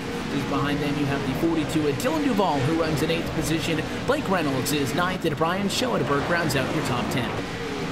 Starting or in that 11th spot currently. How about Brian Blackford from the 15th starting spot? 12th currently on the racetracks at 39 of Michael Johnson. Jake Sturgis runs 13th, right where he started. 14th right now on the racetrack. That's Nolan Scott in the 16th. Eddie Humpy has worked his way from 32nd to 15th here at the halfway point. 16th, Joel Lattarello, 30th place starter. Not bad of a run for him as well, too. Taylor Hurst right in that boat as well after starting 29th. He currently runs 17th. 18th goes to Casey Tucker. Will Cooley currently in the 19th spot. And running out your top 20, that's the 40 of Jimmy Mullis.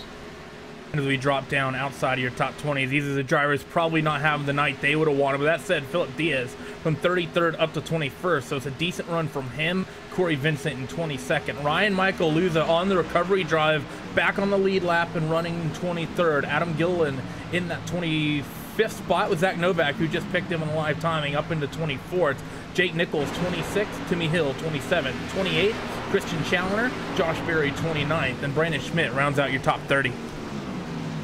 And trickling down with the rest of the drivers that are scored 1 lap down. This includes all the way through 38th position that are 1 lap off of the guys up front. 31st is Marcus Richardson, Andrew Fash to 3rd, 32nd, Chris Sherburne 33rd, Brad Davies 34th, and Ryan Lowe is in 35th position. Byron Daly, PJ Sturgis, and Matt Busa through at 38th. 2 laps down at 39th is Cody Bias. Mitchell Hunt is 40th position with Chandler Krizik 41st.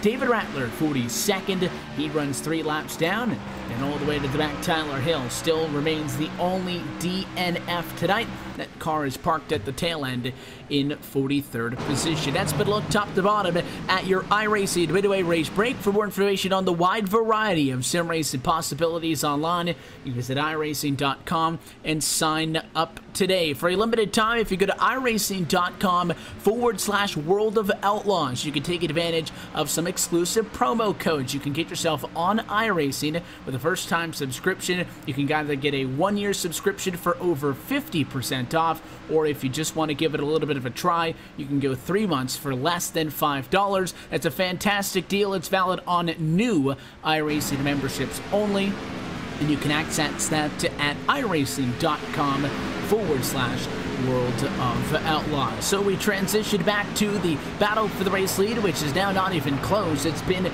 quadrupled since we checked in. Alfala 2.4 in front.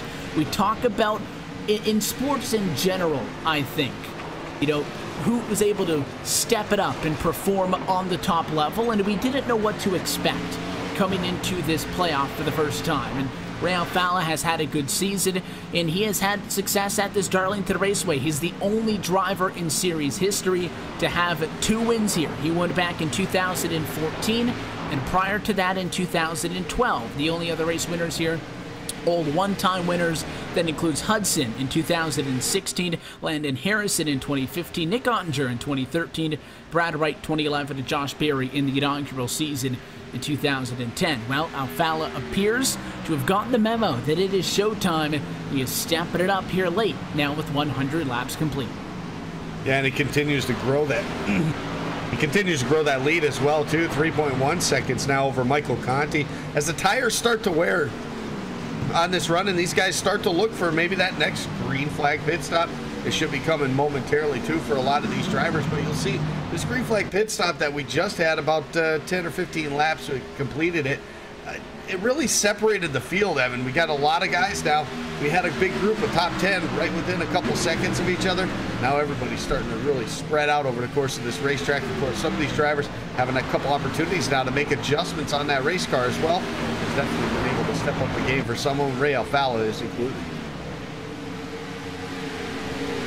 Couple of side-by-side fights, but in fact most of them are amongst drivers who are laps down. You are seeing drivers begin to cycle through the pit stops, and Pit stop's going to be just on the horizon for the drivers up front. It can be difficult at times if you're keeping an eye on a specific driver, trying to root for somebody here tonight to keep track of them. But we have 40-plus drivers headed down to the pit lane. So again, not only can you take a look at the live scoring up at the top of your screen, but if you want to get a two-screen experience going, if you go to racespot.tv/timing, you can follow along with tonight's NASCAR PEAK Antifreeze Series event for the Darlington Raceway with live timing online. Again, that's at racespot.tv/timing. So who comes down pit road first?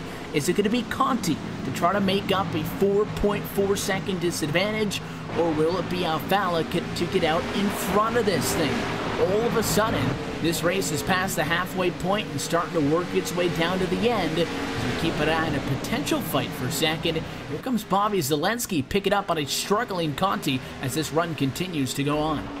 Conti in the 5 still has good speed, Evan. He's just been in absolute no man's land with lap traffic. A lot of those guys who took the late pit stops and are still out there putting down some rapidly quick times have caught your leaders whose tires are basically on their last legs, and we're going to be expecting guys probably in the next half dozen or so laps to come down pit lane. But due to all the traffic, Bobby Zelensky has reeled in Michael Conne's work down your back straightaway into 1, 3, and 4. They come, and here comes Michael. Early stop down on a pit lane this time as there's contact through 3 and 4. That was just a driver up in the wall, so we're going to stay green. But Michael Conne, first one to blink and come down on pit road, as well as Ray Alfala, your leader. Top 2 come down pit road. Zelensky does not take the bait. He will stay out. He leads lap number 105 and will assume the race lead. Logan Clanton going to go up to second. Now Bordeaux, Duval, and Reynolds become your top 5. It is a gamble. Either way, you pit early, you do what you're supposed to do, you do the most strategically sound decision, and a yellow catches you out. You stay out, you try to bank on a yellow. Maybe if you're outside of the top 20, that's the best call for you. You don't get a yellow, you lose about 30 seconds just based on all that extra time you stay out on the racetrack. There is no perfect call in sim racing nor racing in general, but I like the decision by the top 2 to come down. Yeah, they're definitely sticking to the books that they've done so far at the beginning of this race. You got to stick to it. Once you made that strategy, you got to stick to it. There's no way to change it now. The only way to be able to change any type of strategy would definitely be under the caution flag. So with that 35-lap run, here they go. 83 problems off of turn number 4. Looks like big problems there off turn number 4, but we stay green. Lot of smoke, and it was Bobby Zelensky. He made contact coming onto pit road. We'll get a second look at this, what it's up now. 2 very different entries on the pit road. Josh Berry was very low, decided to dive to the apron in turn 3.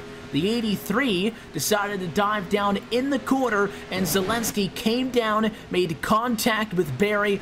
Both of those drivers with damage, but no caution, and we stay green. That is a terrible situation for the driver, the number 83, Mr. Bobby Zelensky, who came into tonight inside of the top 4, which would advance him to the next round of the playoffs. Now, he cost himself about 20 seconds, and he may have to sit in a pit stall to get damage repaired.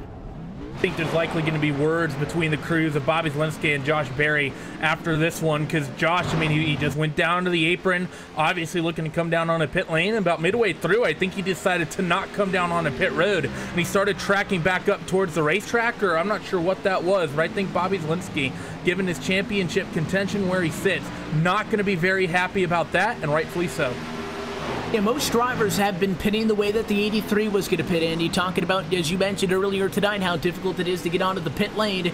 That's how most drivers have been doing it. They enter the corner, and then they dive down. And it was tough to tell if the 88 had decided to pull back up or if he was just struggling getting that car slowed down on his own right. But I think it was a different call by him to drive down pit road that early. But I think that in either situation, you have to know where the championship competitors are around you, and it's a race, 100% at the end of the day, but I feel like some consideration needs to be given to those fighting for a title. Yeah, absolutely.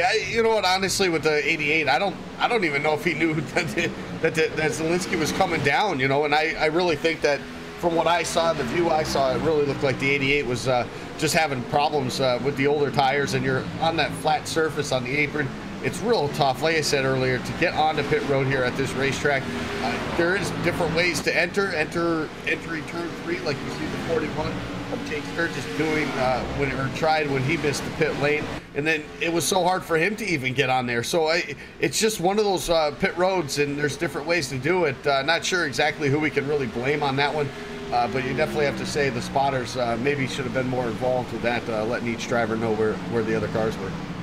But you saw the replay of Sturgis, who also missed the pit road entry, a driver who fought for this championship. It was in a heated battle for the title no more than 365 days ago with Ray Alfala on the 2016 campaign. He becomes at least the second driver that we've caught with the cameras missing the pit road entry. That one was almost identical to what we saw with the driver missing it on the first cycle, a green flag service. And as we run now, no, it's not an arrow at the time, and it's scoring only 10 drivers are being scored on the lead lap. Ray Alfala in 9th, Michael Conti in 10th are the only lead lap cars at the moment that have pitted. So at least the top 8 have still yet to come down for a second pit stop on this green flag cycle, which has gone now almost 80 some odd laps. One of the drivers who's really lost out of those early stoppers through this last round of pit stops is that 5 of Michael Conti. We saw him come down very close to the 2 of Ray Alfala, and that gap is currently 5 seconds on the racetrack. Math, not my strongest suit here, but what was about a 1 or so second gap when the pit stop started, now out to 5. So the 5 of Conti maybe having some issues on pit lane, maybe taking some repairs. He's dropped back quite a bit as your 10 of Corey Vincent continues to lead the way. And Zach Novak has gotten himself back into position number 2. There are a lot of drivers lapped down right now through 34th position, to where if a yellow were to come out, it would be bad news for them. Corey Vincent, though, again, Zach Novak at number 15 to Rashid. We saw them do this very similar strategy on the first stint, stay out, and kind of difficult to track if it hurt them or not, because we noticed that once they've jumped back up to P1 and 2, this strategy, though, the first cycle, they did the same thing, stayed out for a while. They ended up at about the mid-20s by the time they had pitted and had gotten back out onto the racetrack. Now, you do have an advantage on tires once you pit, because you'll have fresher tires than everybody who had pitted earlier and has, at that point, 10, 15 lap old tires. But Corey Vincent, Zach Novak may be shooting for a Hail Mary in this one, trying to get something. And for Zach Novak, who started on pole, if it was not for that mistake on the pit lane in which he sat into the box for some extra time, don't know if it was simply to get some damage repaired, but then he pulled out of the pit box and stayed on the left side of pit road. He did not blend out immediately, fell from up front to about 37th position on the racetrack. So he kind of forced himself into this strategy. Was not the plan, I would imagine, when the green flag dropped. No, it definitely wasn't a plan, but you know, you got to play it out as it unfolds. And I think right now, Zach Novak, this is exactly what he's got to do to get back up there and hopefully get that track position. Just hope that a caution comes out and he can catch these guys out there on these long runs, and we'll see exactly how it'll all play out when it comes down to it. You might even see these guys that are out there now play it up with one more stop, where the other guys are going to have to make 2 more stops before this thing's all said and done. So strategy is definitely in play here, as long as we stay at green flag racing. That would be the perfect scenario for the Vincents and Novaks of the world, if they're going to be able to make this thing maybe within one more pit stop. If they can continue to stretch it, fuel's definitely plausible, but just how far are you willing to go on tires? 20 laps extra on a run has not been out of the question. Are you willing to do 30 to be able to maybe eliminate a pit stop? But even in that case, which is if you're really committed to this strategy, you're not just staying out banking on a yellow, and you really want to make this call to take a pit stop out of your cycle, then the thing that you cannot have is the guys who have already pitted catching you. And Ray Alfala is only 11 seconds off the bumper of Vincent. Keep in mind that Alfala has pitted 1 more time than the 10 has on this run. So even if they could, I'm not sure, Randy, that's going to get the job done, because the drivers sticking with the straight and narrow, coming in on their numbers, getting the tires, are just that much faster that sure, you might be able to eliminate 40 seconds for having to come down and pit, but if you're overall 40 seconds slower in doing so, it does you no good.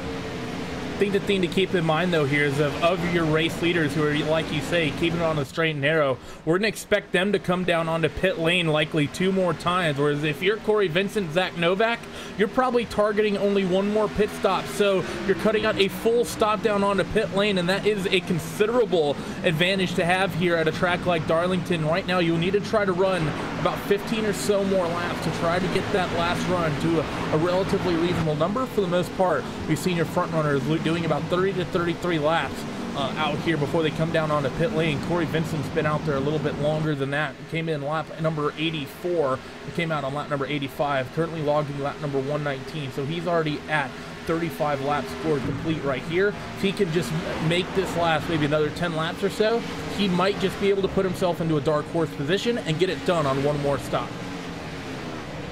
And also something to note through this cycle of pit service is that, Ray Alfala obviously continues to march his way back up to the front of the field. He's up to 3rd position now, and we'll be closing in on Zach Novak momentarily. Novak just kissed the fence that time off in quarters 3 to 4, your current 2nd place runner on the racetrack. Michael Conti has been the 2nd place runner to Alfala, though, for the bulk of this stint.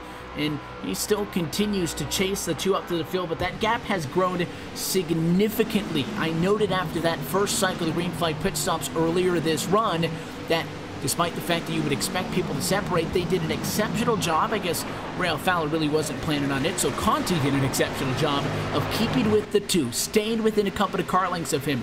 Not the case anymore. Alfala at the start-finish line, Conti still coming out of turn number 4. Those 2 cars have definitely separated on this last cycle. Yeah, they definitely have. Michael Conti has just fallen off there. Maybe some adjustment by Ray Alfala. Maybe just a little better pit stops. Entry and exits and pit stops make huge difference at these racetracks as well. We've mentioned a couple of times the different entries these guys have, entering off of turn number 3, coming in about the middle of the corner. So a lot can dictate really how quickly or how much time you can gain or how much time you can actually lose. Checking in with the one of Ryan Luza, who had to come down to the pit lane and serve a pass-through penalty earlier in this race while leading. He's not happy on the radio with the likes of, I believe it was Bobby Zelensky, who he was having a discussion with. At least both of those drivers queued up at the same time, although a couple of drivers still chatted it out. The one was not happy with somebody. Just wanted to update you on the driver who came into tonight as your championship leader. 100 laps ago was in a position leading this race and feeling good about life. It's not as bad as it was. He has been able to make up some gap, but it's still 21st on the racetrack. Not what he wants in a points night. Good news is he's still got about 60 laps in this thing to continue to make up points here and there, but this is going to be one that team is definitely going to want to not remember going forwards. I think for Ryan Michael Luza, I think the biggest shocker is the fact that this race has been so clean. Only been 1 caution all night long tonight, and well, that on that restart, that's when he got himself that penalty. He had to come down onto pit lane. That one I still believe is the quickest car out there on the racetrack. But the other car, as you said, that's having a frustrating night. Another championship contender, that 83 of Bobby Zelensky. 2 cars that were actually about to have close on the racetrack fighting for position. 1 point leading this race. Both of them find themselves in the same part of the field at the same time with about 60 laps to go. About to see a battle for the race lead. It's not much of one. The 10 of Vincent does not have many weapons at his disposal to hold off a quick Ray Alfala, but here it is nonetheless. The 2 car going to come off at turn number 2, traced by the 57. That is not for position, but the battle between the 10 and the 2 is. And here comes Alfala having pitted and the 10 having not. Continues to stay out. That's the difference between good and bad tires. And Ray Alfala going to go back to the race lead with lap number 130 in the works with 53 to go. It might be a bit of a stretch for Alfala to be able to make it to the end of this on 1 stop, but that may have to be the strategy call for them. It may just be that. I mean, we're about 53 laps or so from the end of this one here, so I think Corey Vincent staying out a little bit longer than the last run. He's probably trying to close that gap down that when he comes in, because he will short pit before Ray Alfala here in Alfala's final run. So maybe he's hoping that he will, when he does come out, if he has that advantage on Alfala, he's got a little bit better of tires and he might be able to hold him off. So strategy definitely in play here, and I guarantee these guys are crunching some numbers up on the pit boxes. And we know that 56 laps to go is a feasible number. You can get that on fuel, no doubt. It would be a little bit longer than what Alfala's been doing tonight, but I think that the 2 is going to make this on 1 stop. I don't think there's any strategy in which you want to pit twice and do 2 25-lap sprints to the end when you're trying to defend the race lead. So for Corey Vincent, and this ties back and Randy with what we were talking about earlier, you have successfully taken a pit stop out of your strategy. Because now both you and Ray Alfala, in theory, are going to pit one more time to get to the end of this race, although Alfala has pitted one more time than you so far tonight. So on the stat sheet, you knocked out a pit stop. It's a win. The problem is still not quick enough. Alfala was able to pit and get back in front of you. So at the end of the day, the strategy does not work out. Now, it's not all a loss because he's running in second position. So it could work out in the end. May not be a race-winning move, as we see Michael Conti in the 5 catch up to the 10. He'll go to the inside of the racetrack and handily take over that position. Not the end of the world for the 10 of Vincent, but it's not going to be a race-winning call. I think you're counting your chickens before they hatch here, Evan, because I think we're going to expect both of these cars down onto pit lane very soon. They're likely going to pit within a similar window. And the thing to keep in mind is that Corey Vincent, he knows what his car can do on longer runs, pushing 50 laps on these tires. If you're Ray Alfala, you've been hanging out in that 30 to 35 lap window all race long, and you have to then make the decision of, do you try to risk it and push it 50 or so laps to the end, or do you decide to just keep on your strategy and come down pit lane? If you're Corey Vincent, the choice is obvious. You're going to basically stay out 100%. Right? I think if you're Ray Alfala, it's going to be very, very questionable. And I think Corey Vincent has a better chance than I think you might be giving right now. He's already pitted, and that's what we expect. We saw that earlier tonight once Ray Alfala caught up to him. The second your, I guess, would-be race leaders and the drivers at the time who were second and third, Alfala and Conti, but once they caught up to those drivers who had stayed out, they pitted. That's really the only option they have. And again, it's kind of a way of getting yourself onto the same pit strategy as them, as opposed to being considered at the end of the last stint. And he comes down pit road, he'll be good to go to the end. He's going to get out on the racetrack right now and have the benefit of fresh tires. But the tires really start to fall off, Andy. We've been talking about that drivers are pitting here for tires, not for fuel. So those tires are going to be good for the 10, but only for so long. And I think that Alfala's going to stay out, stick with his numbers, come down pit road, and then he will have the fresh tires on a more realistic sprint to the end, when Vincent's tires have nothing left. And I don't think limping home to the end is going to be quick enough to hold off the 2. That remains to be seen. Just remember, 2 cars getting together can completely change all of this, but we do have to follow that 10. It's quite the gamble. He falls to 1 lap down in 32nd, but he is set to the end of this race. Yeah, and you're talking about a couple cars making contact. How about what's going on in front of Ray Alfala between some lap cars right now? 3 of them lined up nose to tail. It's all being led by the 22 machine now as they exit turn number 4. You got the 94, you got the 57 of Sturgis as well involved in that too. These guys are all racing hard for every single position they possibly can. It doesn't matter where you are in the stands. He's right there to 2, trouble in turn number 1, able to hang on to it, trying to stay out of the way.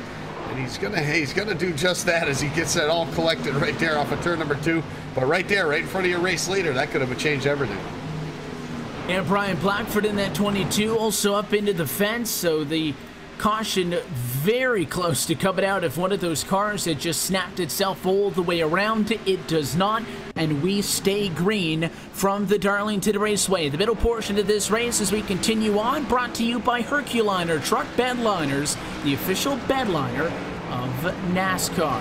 Michael Conti is second. That's been the case for the better part of this race after we got to lap number 50 or so, but that gap has grown. Alfala has opened it up from 4/10 after the last green flag cycle to 4 seconds on this one. So amongst his peers, the drivers on the same cycle as him, Logan Clamp at third, 11 seconds back. Derek Bordeaux, 13 seconds back. And Blake Reynolds at fifth at 15 seconds back. There's no contest for the 2 unless he makes a mistake. So the only thing that Alfala has to worry about now is if that 10 can pull the rabbit out of the hat on that strategy call.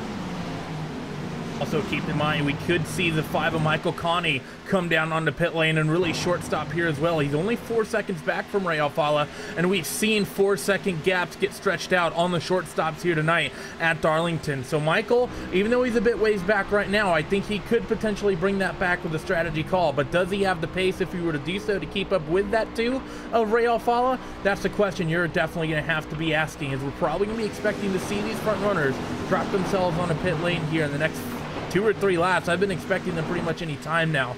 So I think if we're going to see anyone short stop, they should be coming down very, very soon.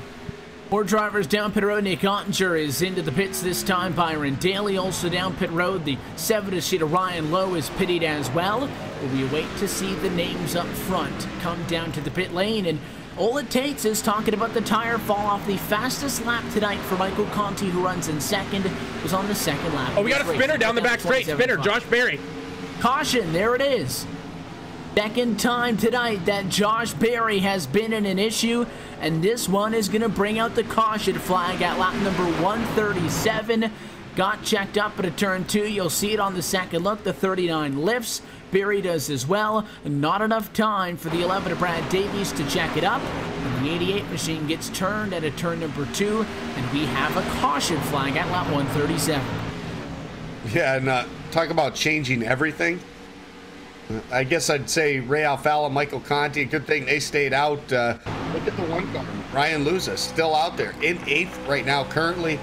That's going to help him out a lot as well, too. So I'll tell you what, for some of these guys, it's probably a good thing it came out when it did. For other guys like the 10, the Corey Vincent, who was hoping this thing went out green the whole way, this is going to hurt.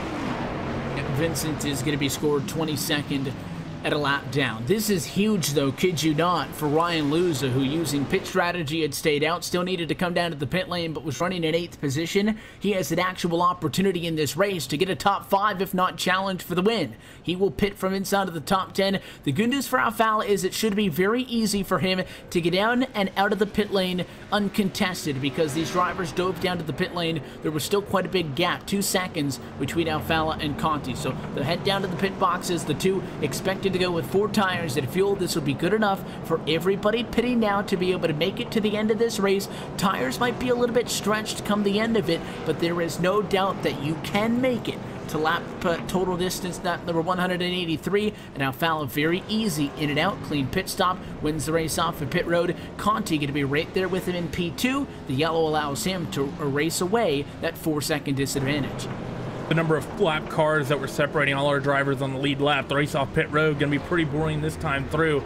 Big gaps for all your drivers. It's basically going to be as they came onto pit road is the order they're going to come off. But I think the big talking point here is that one of Ryan Michael Luza. After that early penalty, getting that drive through, going to the back of the field, he finally gets himself back on cycle, going to be restarting inside of your top 10, and we saw how fast that number 1 machine was tonight, Evan. I think Ryan Michael Luza might just be able to pull this off from the 4th row on this restart. It would be quite the feat for him, because not all that long ago I said that this may be a race that team wants to erase and forget about. A lot of determination, not giving up. For many drivers, you get a penalty, you get stuck a lap down, and then you get an insanely long green flag run that is unconventional, that associates with that kind of a racetrack. It's very easy to beat yourself up. But Luza, again, rookie in this series, but a veteran on the iRacing service, was able to work through it, use strategy. Lucky Yellow may not have heard it, but he is now in a position where on the outside of road 2, he has an actual fighting chance to be competitive in this one, and that's not what the likes of Alfalla and Clampett and some of these other drivers wanted to see. Not that you're ever actively rooting against your fellow playoff contenders, Andy, but if somebody around you, say at the top of the championship standings, has a problem, you're not necessarily going to really cheer for him to get back up there. So this could have been a big night for those drivers to get up and in front of him, and instead, Luza just not going to roll over. No, he's not. And who says you're not rooting for your competitors you're going maybe for? Quietly. Yeah, exactly. Maybe very quietly in the car, Alfalla was going, all right, he's got problems. He's in the back all night. Now he's second guessing and saying the same thing. All right, now he's in 8th. Let's see what he can do. So, listen, it doesn't matter. If Ray Alfalla can stick where he is, continue to do what he's done this second half of this race, and pulls out a win, it doesn't matter where Ryan Luza finishes. He knows he's in that championship race down at Homestead. So, honestly, the only thing on the mind of the two is just to get out in front and stay there the rest of this race.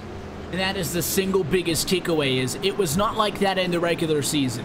So Luza sits at the top of the championship standings into tonight because of the bonus points. But through the regular season, we have drivers who won races this year that are not racing for a championship. But we have Logan Clampett, Corey Vincent, Christian Challoner, and Marcus Richardson, who have no wins. And in fact, Richardson, no top 5s all season. but they points their way in.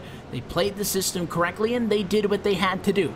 And they have earned that right to fight for a championship. But it is all different tonight, in 2 weeks' time, and in 4 weeks' time when we close out the round, because a win puts you into the championship, and you can kick your feet up the next 2 weeks and watch everybody else get at each other's throats. Second to caution, going to go behind us, and Ray Alfala wastes absolutely no time. Is it the final restart with less than 40 laps to go?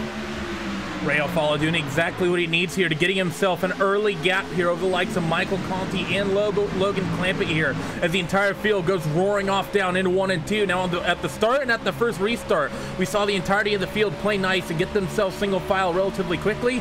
Here, inside of 40 laps to go, Evan, I don't think the same is going to ring true. We already have early side-by-side action. Blake Reynolds on the inside of Dylan Duvall. That's going to be for 6th place on the racetrack, and Duvall gets the advantage up high.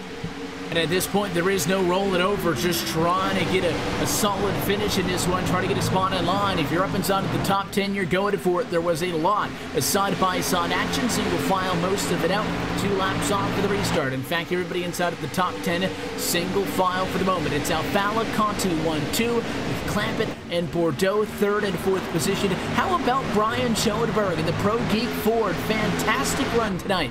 Digs himself at a starting in the middle of the pack. He runs at a 5th position. Yeah, you're absolutely right. I was just going to mention him starting 24th, currently in that top 5. And he's got a fast race car as well, too. Been working with Michael Conti over the past few weeks as well, too. And we saw how fast that car, the 5 car, was 2 weeks ago at Michigan. Got the win there. And how about tonight? All over the back bumper, Ray Alfala here, and what could have been the final restart of the night. So Michael Conti not wanting to let him go. Schoenberg right there as well in the top 5. It's a good showing from both of those cars.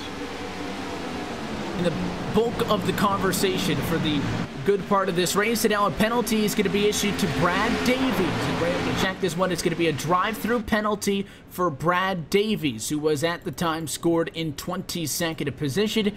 A drive through the pit lane. He'll get back out there. He's asking for clarification on the penalty. That's going to take him out of any late race hope he had in competing for a solid finish in this one. But what we've been talking about for the last hour has been pit strategy. Does taking a stop out of it work? How far are you willing to go on the tires?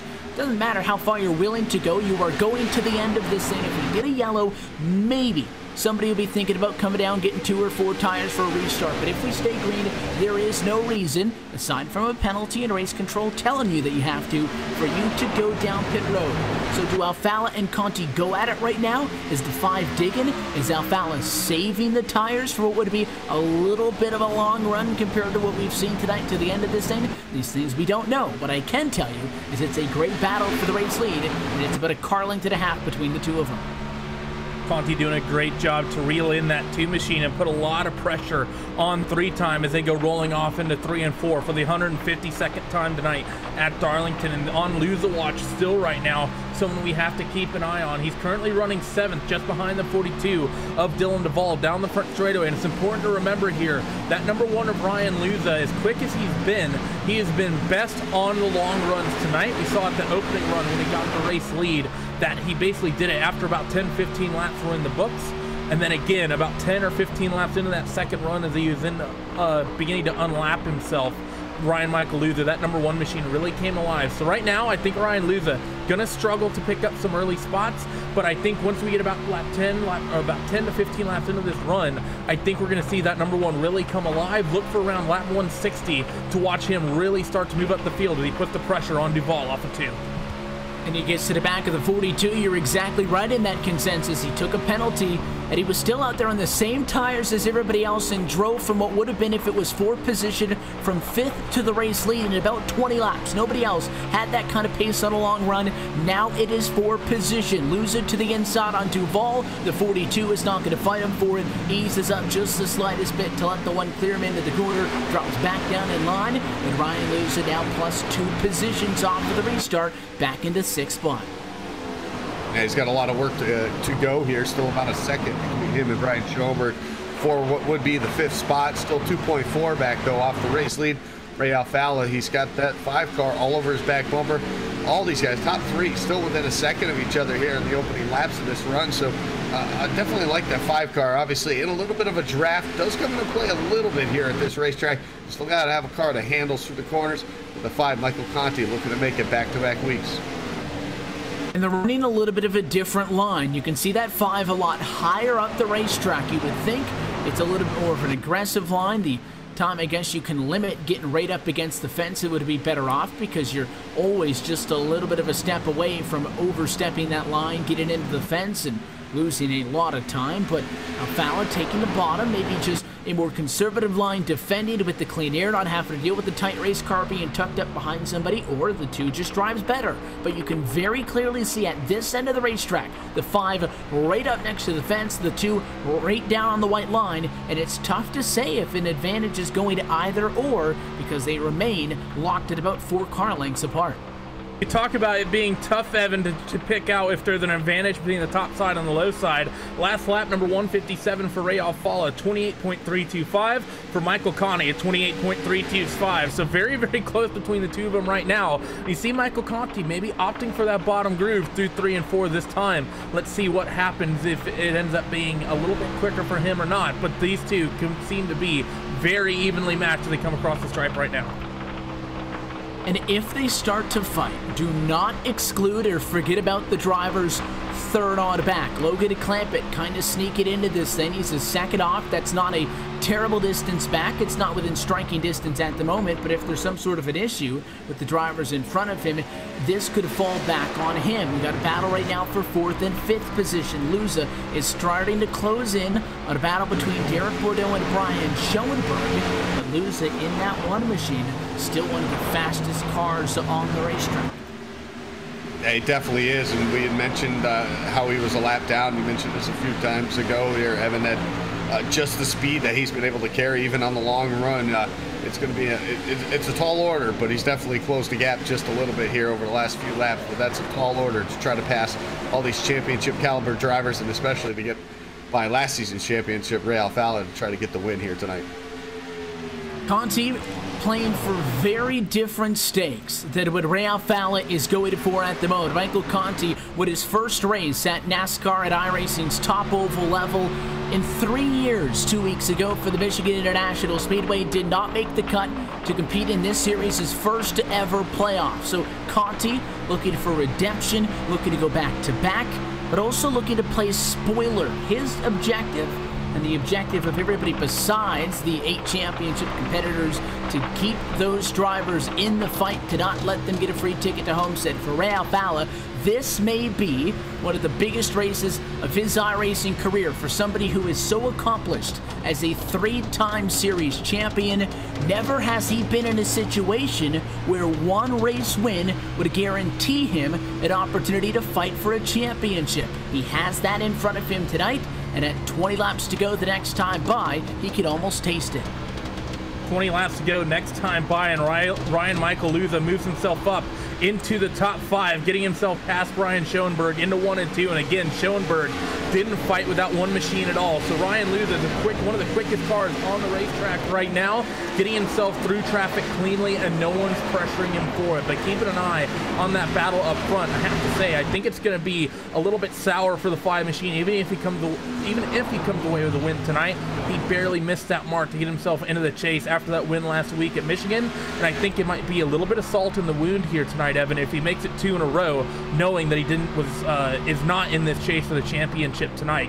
A lot of thinking of what perhaps could have been.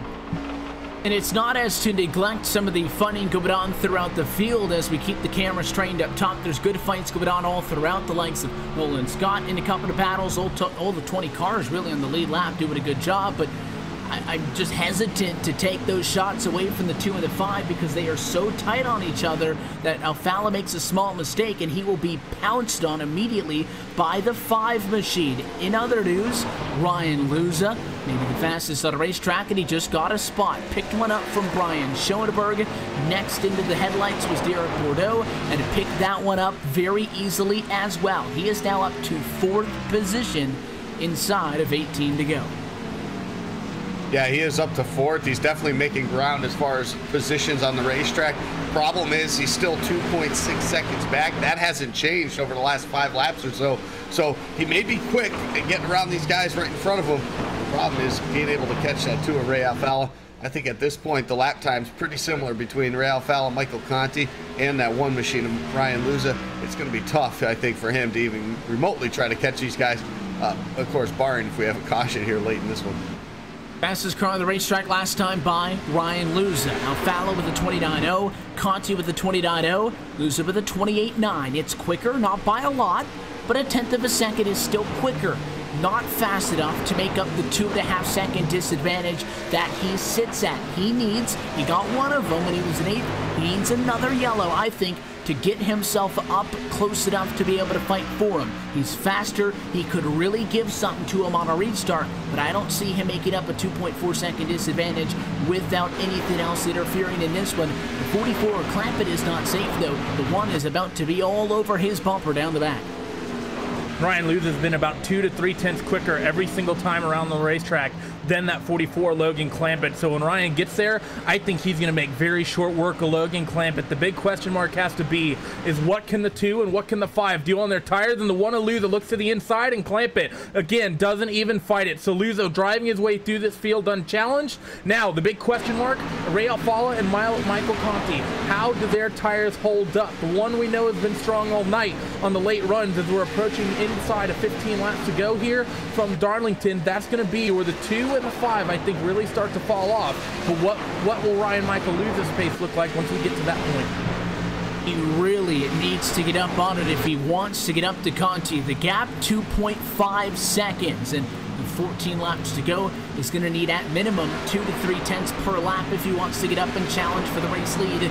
That may be a little bit too much to ask out of the one machine. He does have maybe one shot in the dark besides the yellow, and that is if Alfalla and Conti start to fight with each other, then they'll slow each other down. Side-by-side racing, not as quick as going around here one by one. You check yourself up, and it kind of goes back to what we were talking about early in this one. If somebody's holding someone up, you see 3rd and 4th cars get into the fight. That may be what Luza's banking on. I don't see it happening, though. As this green flag run continues to stretch out, Alfalla pull it away now 5 tenths in front of Conti. The biggest gap that has been off of the restart.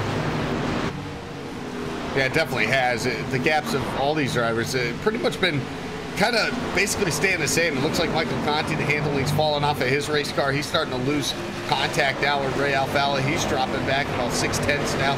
We still got Ryan Luza, minimal. He's basically just matched lap times again with Ray Alfalla that last time by. So still 2.5 seconds. Field's starting to spread out. Tires are definitely worn.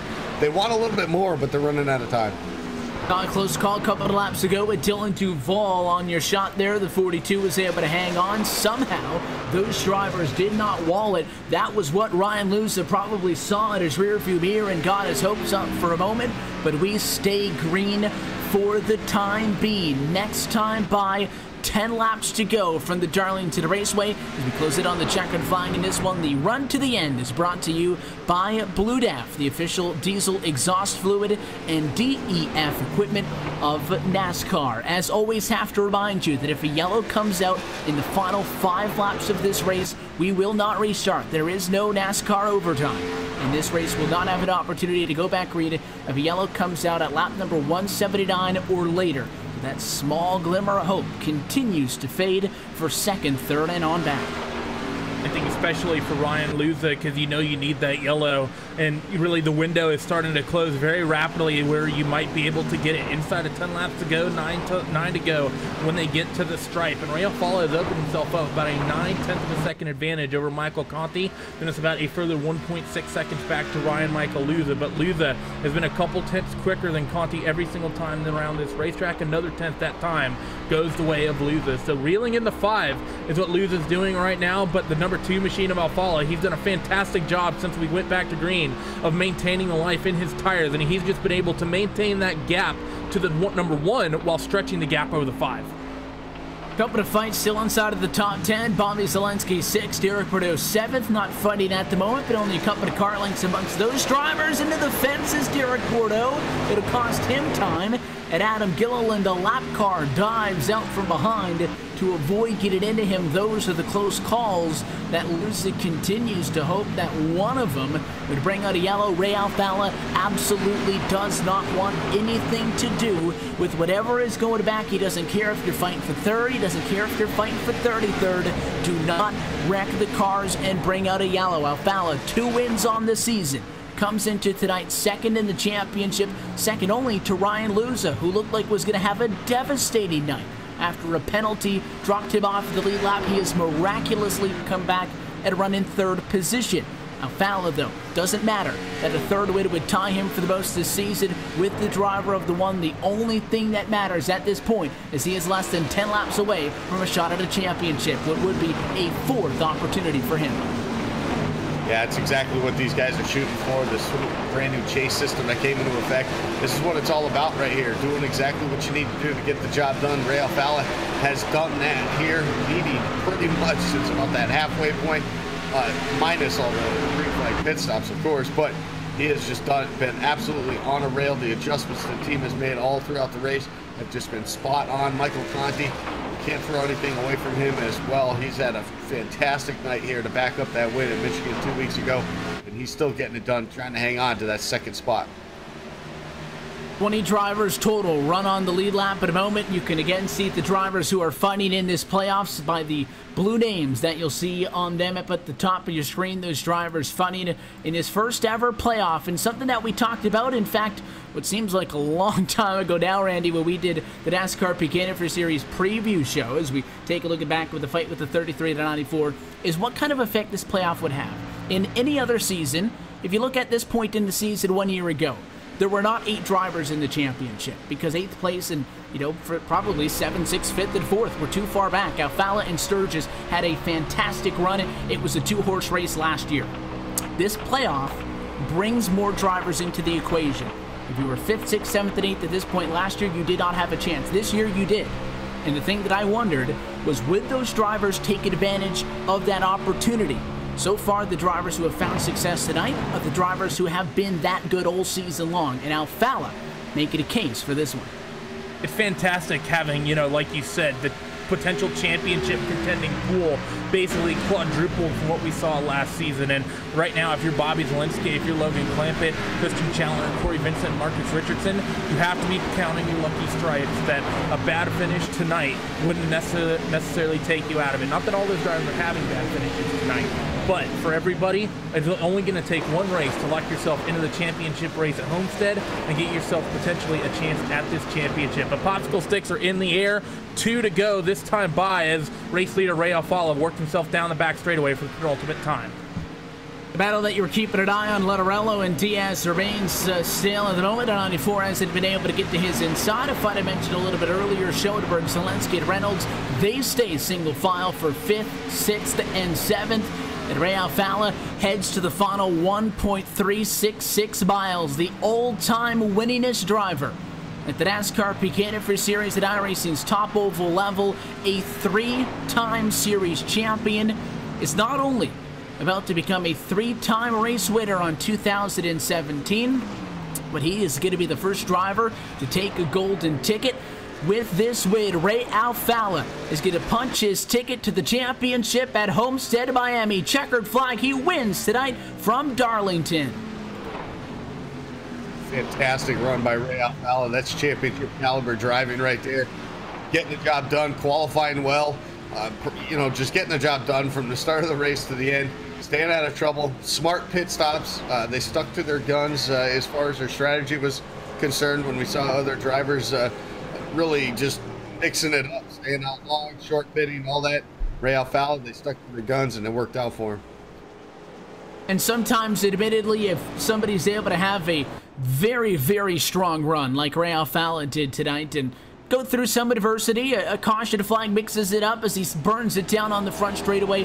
Sometimes those aren't the most exciting races to watch. Oftentimes you would rather see Alfalla take a win like he did at Michigan a year ago. Late race restart, fresh tires, and make a pass to the final quarter. But none of that can take away with how good of a run the 2 machine had tonight in a deserving victory. 3rd on the season, of course the biggest because he gets that ticket to Homestead, and he will have an opportunity to become a 4-time champion in the NASCAR Peak Antifreeze Series. But those aren't the only storylines that we'll take out of this one, Randy. Michael Conti getting hot late in the season. I know he's not a part of the playoffs, but backs up with a win with a P2. You got Ryan Luza with a masterful comeback to salvage tonight.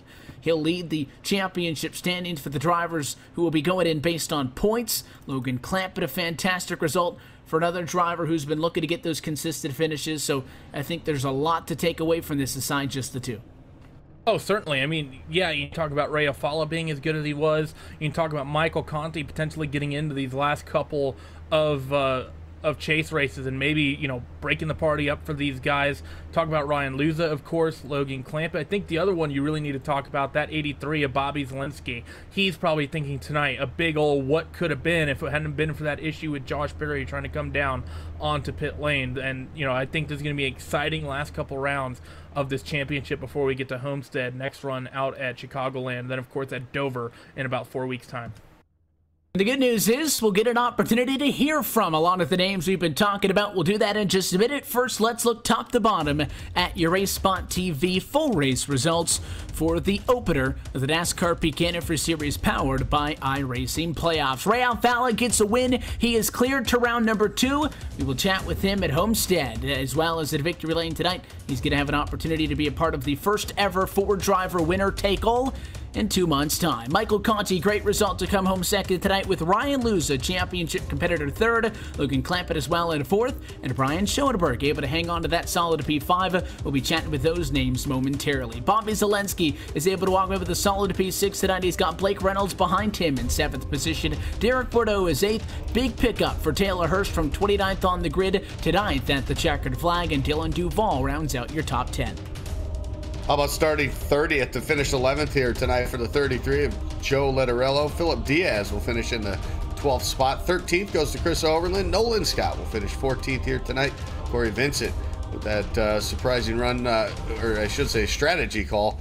He'll end up finishing in the 15th spot. 16th goes to Marcus Richardson. Zach Novak finishes 17th. 18th to Christian Challoner. Brian Blackford will hold out to finish 19th. And rounding out your top 20 in the last car in the lead lap here tonight, that's the 39 of Michael Johnson. Will Cooley is going to come home 21st with Jimmy Mullis, who we saw have some issues tonight. He'll finish 22nd from 8th on the grid, not the night he was hoping for. Casey Tucker finishes in the mid-pack, but that's a net gain of 18 spots for him. He needs to be happy about that. Nick Ottinger, 24th. Matt Busa, 25th. 26th for Ryan Lowe, another gainer in your mid-pack. 27th for Jake Nichols. Jake Sturgio's 28th. Chris Steerburn 29th, and Brad Davies rounds out your top 30.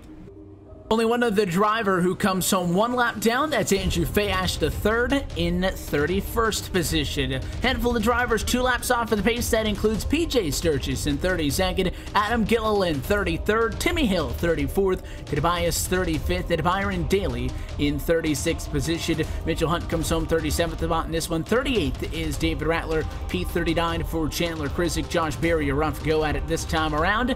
Kicks off the drivers who end up behind the fence in this one. 4 drivers retire. It's 40th Barry, 41st Brandon Schmidt, 42nd Kenny Humpy, and 43rd Tyler Hill. That's a look top to bottom at your RaceSpot TV full race results. We will take a quick opportunity to step aside, and when we come back to the Lady in Black, we will chat with Ray Alfala, 3-time winner in 2017 and the first of our championship 4. You're watching the 2017 NASCAR Peak Antifreeze Series powered by iRacing on RaceSpot TV.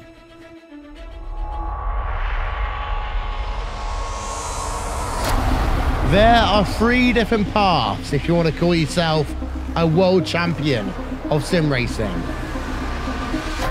NASCAR, open wheels, or endurance racing. But no matter which one you take, you can guarantee that the journey will always be tough, which few will ever complete.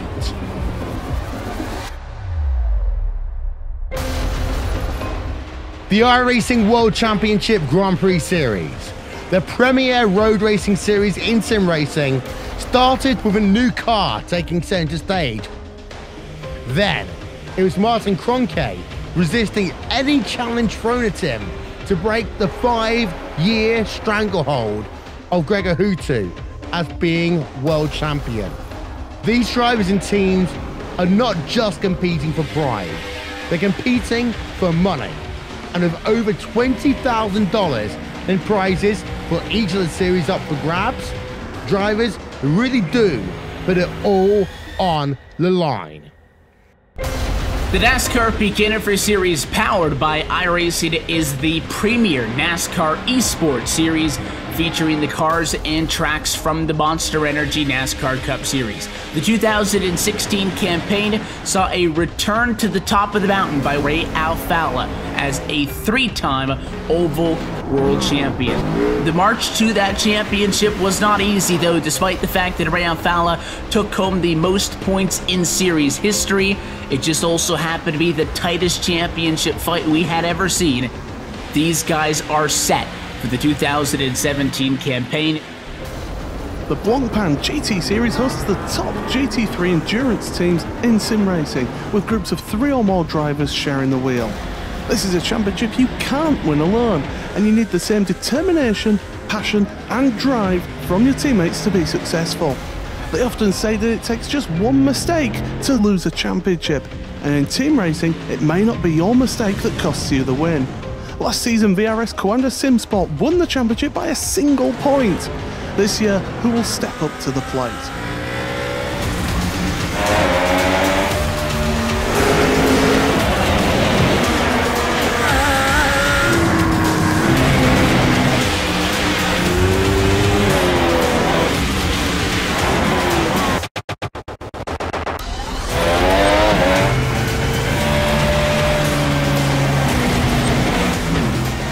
These are the iRacing eSport World Championships, the pinnacle of sim racing competition. Catch it all season long with live coverage on iRacing.com/live.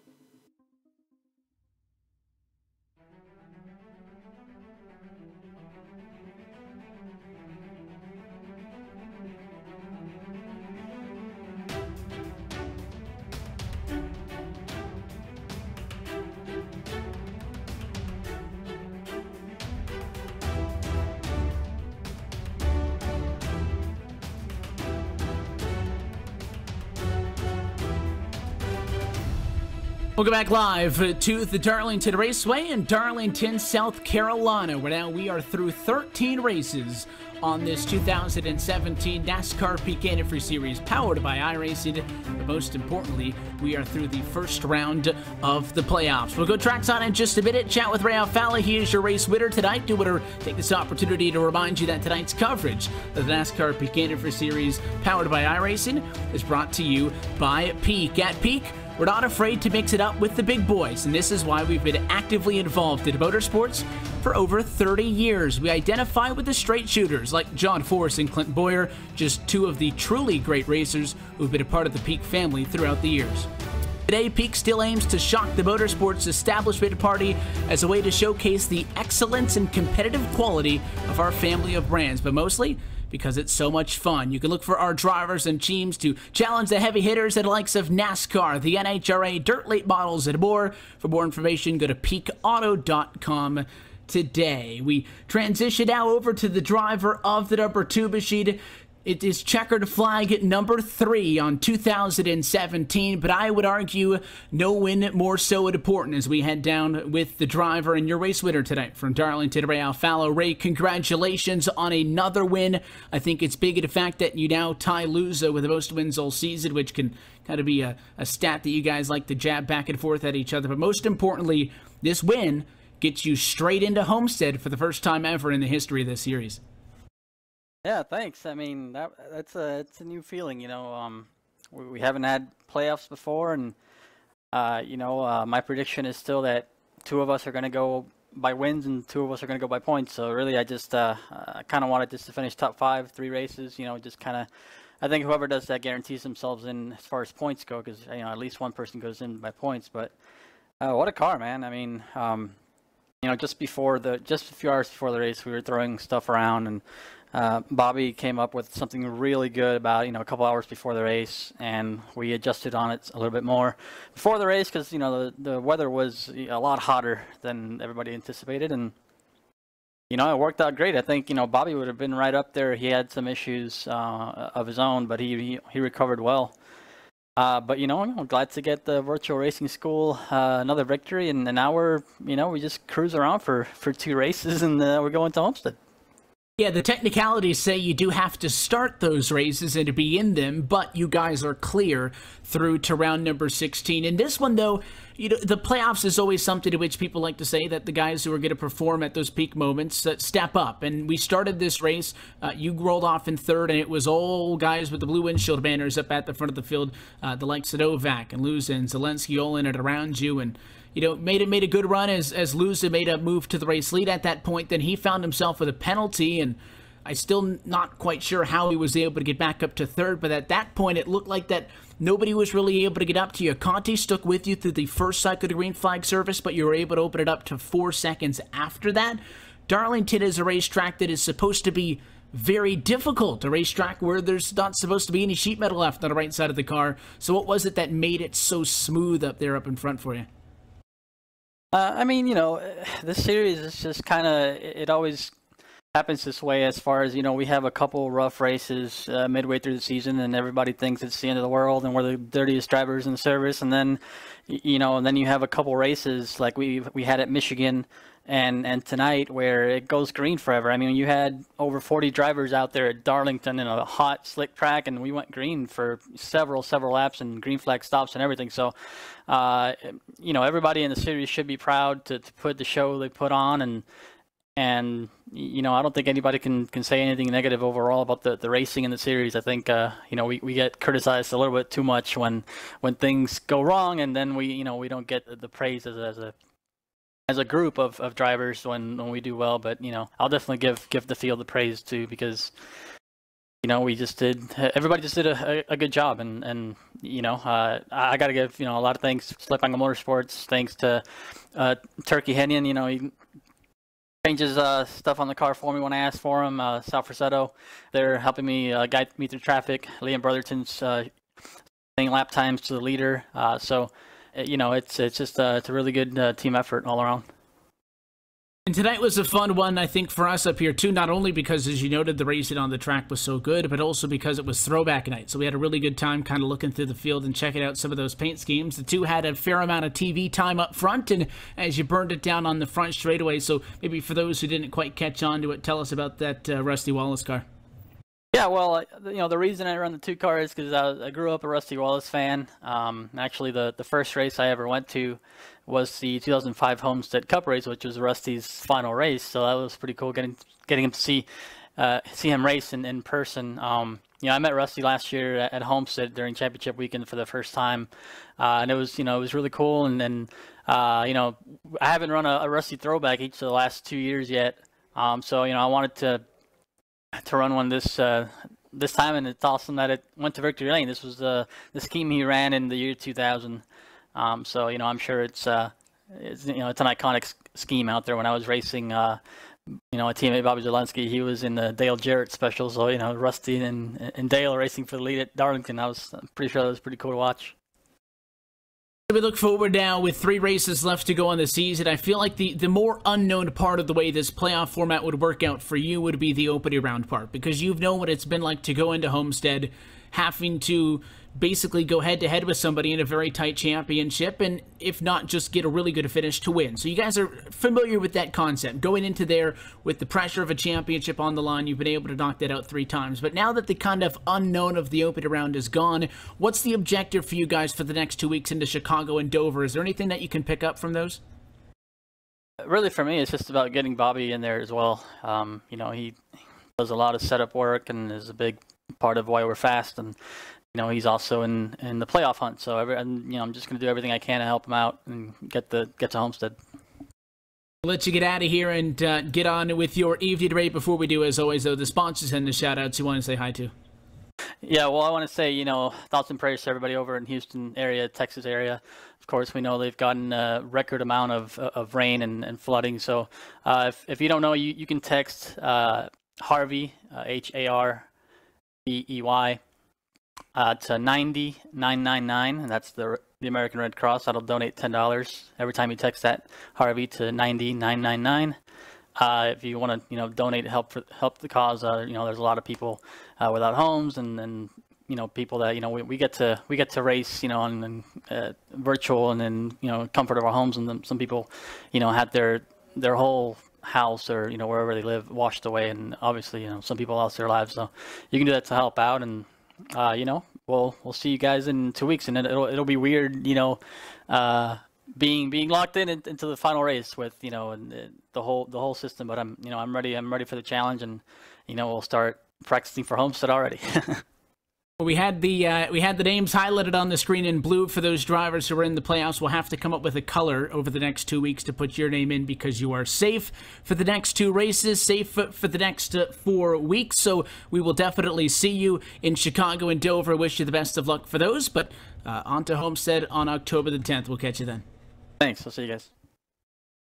That is your winner tonight from Darlington. 3rd win on 2017, and most importantly, punching his ticket into the championship. Ray Alfalo will fight for a title in a handful of weeks' time on October the 10th. The work is not done for the rest of the playoff competitors, and even for those not in the playoffs. Michael Conti comes into tonight off of a win 2 weeks ago, puts down a fantastic performance to come home in second, and Andy Kessler is trackside with him. I am trackside right now with the driver, the number 5 Peak Antifreeze Chevrolet, and that's Michael Conti. And a win 2 weeks ago, Michael. You come out here tonight at Darlington. Fantastic showing, starting 12th, battling for the lead, running right up there with Ray Alfalo for the majority of the second half of this race. Walk us through this one, and also with this, obviously the long run, kind of we saw you kind of fade off. It just seems like one little part of a setup might have had you with a shot to make it back-to-back. You are 100% correct right there. The car was really solid all night. We didn't get the best qualifying position. The weather was a little bit strange, so I tried to be conservative to put a lap down, and that put me 12th, so not too bad. But the car was really good right off the bat. Moved up to the top 5 the first run.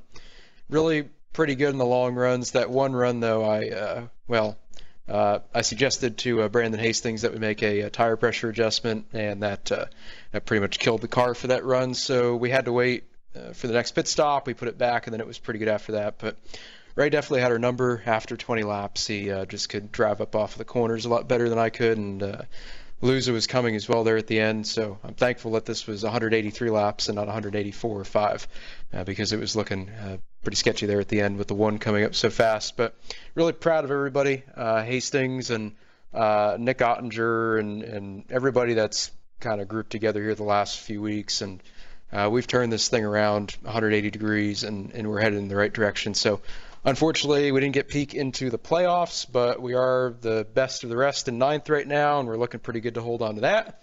And we got some great points tonight, got on TV. I know a lot of people are watching tonight, so just want to thank all of them for tuning in. And it's been a good few weeks here for sure. Yeah, it definitely has. And we talk about not being, with this new style, with the championship format they have, and not being included in that, at least for this season, Michael.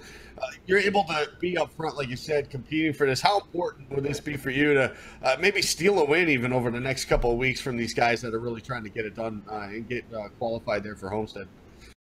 Yeah, I know a lot of the guys that are in the playoffs are hoping that an outsider wins a race, so one of their playoff competitors, if you will, so they won't get that automatic berth into Homestead. So, hopefully everybody's well wishes and good thoughts toward us winning. Hopefully that comes to fruition here in the next couple of weeks. But, I mean, obviously we're going to need more than positivity and good thoughts to make it happen. So we've been executing really well. The cars have been phenomenal the last month or so, really, or 4 races dating back to New Hampshire. I don't think we finished worse than 9th in the last 4 events, so that's really good. So we'll just keep at that. We've got to work on a few things for the long run to get up there so we can compete with the 1 car and the 2 car. But we're really close, and like I said, we've turned this around, and it's due in part to a lot of hard work by a lot of guys that have come together to make this 5 car run well again. The 55 car with Brian tonight, he got his first top 5 in 3 years, so super proud of him.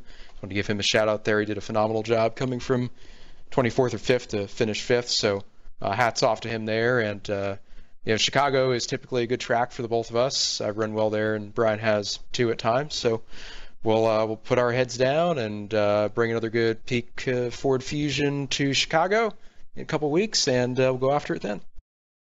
Well, it sounds like fun. You guys have definitely, like you mentioned, have turned it around over the last couple of months, and obviously it's good. I'm sure it feels good to get back up there, win a race like you did a couple weeks ago, and then follow that up with another solid top 2 here tonight. So, Michael, with that said, sponsor shout-outs, anybody you left out there? Yeah, just again, big thanks to Peak and Old World Industries, their parent company, for sticking with us the last few years when it's looked a little bit rough at times and the performance really hasn't been there. So they bought into me, and they've always stuck with me through thick and thin. So thanks to them, as always. JDR Graphics for putting together a really awesome car tonight, paying tribute to Kyle Petty and the Peak cars from the late 80s and early 90s. So hope everybody enjoyed that. And again, just a big thanks to everybody at Team Conti for putting a lot of hard work and effort into this deal the last couple months here. And looking forward to Chicago, and we'll hopefully improve one spot and get us a W there. That's what it's all about. Congratulations again, second place run here tonight, Michael, and we'll see you in a couple weeks in Chicago. All right, thanks, guys. There you have it, Michael Conti, a top 2 finish that backs up the win from a couple of weeks ago. And how about Ryan Lusa with the comeback story of the night? He's caught up with Randy. Yeah, I'm stood by with the one of Ryan Luza. And Ryan, what a run it was from you, qualified second. That one machine was hooked up all night. Before we talk about what happened to the race, how'd you get that one machine so good on the long run? You seem to be quickest of everybody after about 10 or 15 laps. We just tried to make good changes before the race started. Nobody was ready for that weather to be that hot. Like, I hadn't tested in anything within like 15 degrees of that. So we just tested in the 15-minute warm-up session, and just made changes here or there, and it seems that we hit on the changes just right. And the car was really, really good on the long run. Just had to take care of the tires. Man, I'm just kicking myself. That was a winning car, and I blew it for us. Talking about that, you got that early penalty after coming to the restart for changing lanes, came down pit road, and you went a lap down. How confident were you, though, that you could come back and get a strong finish after you went from about 7th or 8th in line and drove yourself all the way to the front of the field, got your lap back the good old-fashioned way, and then continued to stretch the gap over Ray? I didn't think I was going to do it. I was just going to sit there behind. I was like 7th or 8th in line, as you mentioned, and I was just going to sit there where I was and hope for a caution. But the car had other plans, and I just started like blowing by people on the high side. And thanks to everybody up front, they just kind of gave me the wave by whenever I got the run. So thanks to everybody up there for at least making it a little easier on me, which really helped a lot to get that lap back. And just slowly ran laps, kept gaining time, pitting when I thought I needed to. And the caution came out at the right time because the people that were on the other strategy had already had like 10 laps on their tires, and they hadn't passed me yet. So I leapfrogged everybody on the like three stop strategy, and I was already up to like 8th. So everything worked out just about perfectly. So I mean, couldn't ask for anything more. Maybe another caution there at the end to have a shot at it, but the car didn't really excel into the long run. So really happy to come away with a 3rd place finish after going a lap down, 41st, and doing most of that without a caution. So great car, just great racing by everybody. I had a ton of fun. Now you mentioned that Ray, of course, puts himself into Homestead essentially after the win tonight, and you coming home in 3rd, you're the 2nd best finishing championship or chase driver of everybody else. Well, how does that make you feel? Is there anything comforting knowing that even though you didn't lock yourself in tonight at Darlington, that you have both the points bonus for your 3 wins over the course of the championship and then finishing 3rd, beating everyone else except for Ray? How confident, how safe does that make you feel into your ability to get yourself into Homestead? Well, it definitely helps a lot. It's a little comforting to have just a few extra points gained on on the guys, but in the end I can't make mistakes like tonight. I need to go into where we're going, Chicagoland, and just qualify top 5 and try to run top 5, and if I do that, the next 2 races I'll be in. So just no mistakes, use the points buffer I have just in case something goes wrong, but just keep running solid just in case something does go wrong.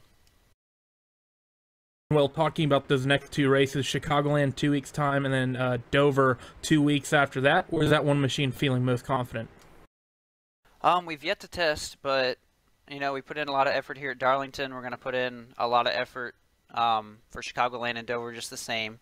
I don't know about Chicagoland, but Dover is like one of my best tracks, right up there with Darlington. So hopefully we get some of this hot weather at Dover too. I think it made the race a lot more fun, at least for me. So just really confident going in the next 2 races, and we'll be testing hard. All right, well, thanks for joining us tonight, Ryan. Congratulations on the huge comeback race. No, it's probably a little bit sour to not come away with a win, but a 3rd place is solid, as you said, from 41st. But before we let you go, who's that one machine got to shout out or thank after tonight? I got to thank Fast Track Sims for staying with me on the chase. The other sponsor hopped off, the primary sponsor, so thanks to him. Any sim racing stuff you need, dirt rigs, asphalt rigs, he makes just about everything. And thanks to everybody at SimWorks Racing for all the work we put in. And I really got to say, please pray for everybody in Houston. It's really crazy out here with all the flooding, so just keep them in your thoughts. Thanks for joining us tonight, Ryan. Hope to see you run strong in a couple weeks' time at Chicago. And well, Andy, throwing it back over to you, the number 1 machine, he wants to spend the next couple races racing on the surface of the sun. Let's see what that number 44 who you stood by, Logan Clampo, how he wants those races to be. Yeah, I'm down here with Logan clamping on pit lane. And Logan, you qualified yourself into this championship chase. You had a strong showing here tonight. Started 11th to come home with a 4th place finish. You ran top 5 pretty much the majority of the night. Walk us through your race. Well, I don't think I've driven that hard for so long. Just and forever, man.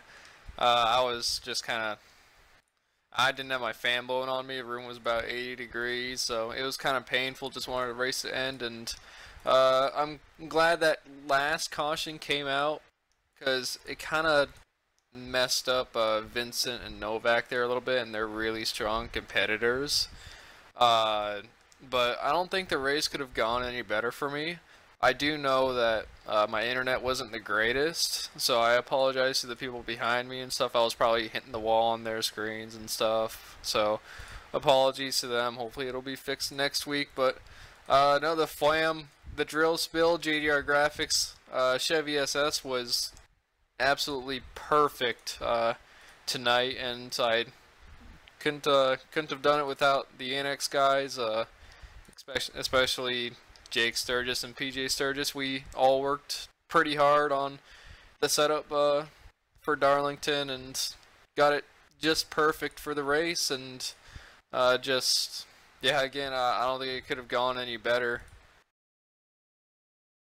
Well, obviously we know this championship, the way the format's set up, potentially at least one driver will make it in on points. You had a couple fast guys right ahead of you that are championship contenders that did finish ahead of you. Obviously, Ray Alfala locking himself in, but finishing 4th, it's a strong finish for you with Ryan Luzer just ahead of you here as we collect points for the next couple more races here after tonight. And obviously, moving forward, we got Chicago, we got Dover, a couple different types of racetracks, a 1.5 miles, and then you got that high-banked, high-speed concrete surface. Size up the chances, the 44, to have another couple strong runs, couple more top 5s, maybe even a win to lock yourself into Homestead. Yeah, well, you know, obviously anything could happen. You obviously saw Novak and Vincent, especially Novak actually. Bobby almost got screwed there during the run. I think he got spun out and hit on pit road or something. Just really anything could happen, your favorite track or not. But Chicago is one of my favorite tracks, and Dover, that's a decent track for me. It's better than Darlington if I can turn quite a bit of laps there and still in contention. Then hopefully I can make the top 4. And I'm just really hoping that a few competitors won't win the next couple races, and it'll give me a better chance at the top 4 and to fight for the $10,000 at Homestead. ultimately, that's what it's all about, Logan, and you're able to get off on the right foot here tonight with a top 5. Congratulations with that, and we'll give you this opportunity. Sponsor shout-outs, anybody you'd like to thank? Well, like I said before, I'd like to thank the Drill Spill, especially Flam, for being on the Carlin and Harrison throwback, and JDR Graphics for the absolutely beautiful scheme. It's probably one of my favorite schemes ever. And then the NX Racing guys, and then our team sponsors, V Racing, iAnalyze Racing, and the Sim Lab, and then especially thank you to my supporters. They're a huge part of my and past career here, so I definitely couldn't do it without their support and for them cheering me on in the YouTube chat. Clamp Nation at its best, and always in the chat. So congratulations again, Logan, and look forward to seeing you in a couple weeks in Chicago. Thanks, Andy. So there you have it. 4th place finisher Logan Clamp gets the job done, and let's take a look. It's been 3 years. It's been a while since Brad Schoenberg's got the top 5, but he drove his butt off from 24th, and he's caught up with Randy. Yeah, I'm stood by with the 55 of Brian Schoenberg. And Brian, you sort of did it the quiet way tonight, worked your way from 24th. I don't think we really talked much about that 55 machine directly. I know it got on the cameras at some points, but how did you manage that net gain of 19 spots over the 250 miles tonight here at Darlington? Well, it's it took a long road to get here to this top 5 finish. We had a very, very, very great car when we were practicing. And the weather and qualifying threw us for a loop, and, you know, being an old man like myself, messed up my qualifying lap, and we had to dig ourselves out of a hole the entire race. And just that weather was insane. I mean, I was really relying on experience, being able to get through long runs and everything with that. It was just absolutely insane the way you had to drive the cars, and I've run maybe 1 or 2 races here at Darlington before in my life, so I had a pretty good idea of how to save the car for the end of the race, and we just progressively and patiently worked our way up through the field. And I'll tell you what, I thought I would be worn out, but I'm actually feeling really good right now. And it just, once we got towards the front of the field, the car just seemed to get better and better and better. And we didn't touch a single thing the entire race until I was racing with Derek Bordeaux for 5th with about 15 or so laps to go. And I felt bad about that. I really didn't want to squeeze him into the wall or anything. We just were racing hard, and that ended bad. I'm glad he still got a good finish out of it. And then battling Bobby for 5th at the line there, I got to say, I respect Bobby so much. He's my California buddy, and we talked a lot running through the Pro Series last year. And I really hope he's okay. I was never going to touch his car if I knew we weren't going to finish the line right there where we were going to finish at. We were going for one of those Ricky Craven, Kurt Busch classic Darlington finishes, and we pretty much got it there. We touched a little too hard, but we both got, you know, to the line 5th and 6th, and it was my first top 5 in 3 or so years, like Andy was alluding to, and I was going to make sure tonight was the night we got it because it's just been way too long. It's fantastic watching the two of you come to the start finish, and you're right, it did very closely echo Busch versus Craven from, I believe, 2004. Just needed one of you out there in a tied machine. But talking about that 55, everyone has been mentioning the weather and how slick it's been during racing conditions, but I actually have a slightly different question, is that Darlington is generally known for a very tricky pit entry here, especially trying to do so at pace, and we saw a lot of cars have issues getting onto pit road today. See a couple of ejected pit lane entry attempts and a couple failed pit entry attempts. How much did that weather play a part in just keeping those rear tires gripping up as he dropped the car off the banking and tried to make green flag pit stops, especially in a race with as many green flag pit stops as we saw tonight? Oh, it made it way harder, to tell you the truth, but going back to, you know, when I was alluding to, I've run a couple races here before in my life. I just took my entry to pit road low and slow, and I figured I wouldn't fail, and I made it every single time. So definitely relied on experience tonight, and you saw a lot of old veterans up there tonight. So definitely fitting for this race and running all the throwback schemes. I had a Ray Alfala throwback scheme today, and I thought I represented it pretty good. Hopefully Ray's happy with seeing that car run up front like that. And you know, really, I just want to thank everyone on Team Conti. It's taken us a while to get here, and it's taken me a very long time to get used to how we do things on this team. but everything is great over here. I just got to thank Michael Conti and Brandon Hastings so much for letting me be part of their team and organization. It just feels like I'm at home again, and it just feels great to work with both of them. And Jason Loafing and David Ankeny, my co-crew chiefs, have been doing a great job for me, and it was just one great night. And we've actually had 3 great finishes in a row, and when I joined this team we were 35th in points, really scared about trying to be in this series for next year because the top 30 make it, and now we're up to 20th, 15 spots up, so that's a huge net gain.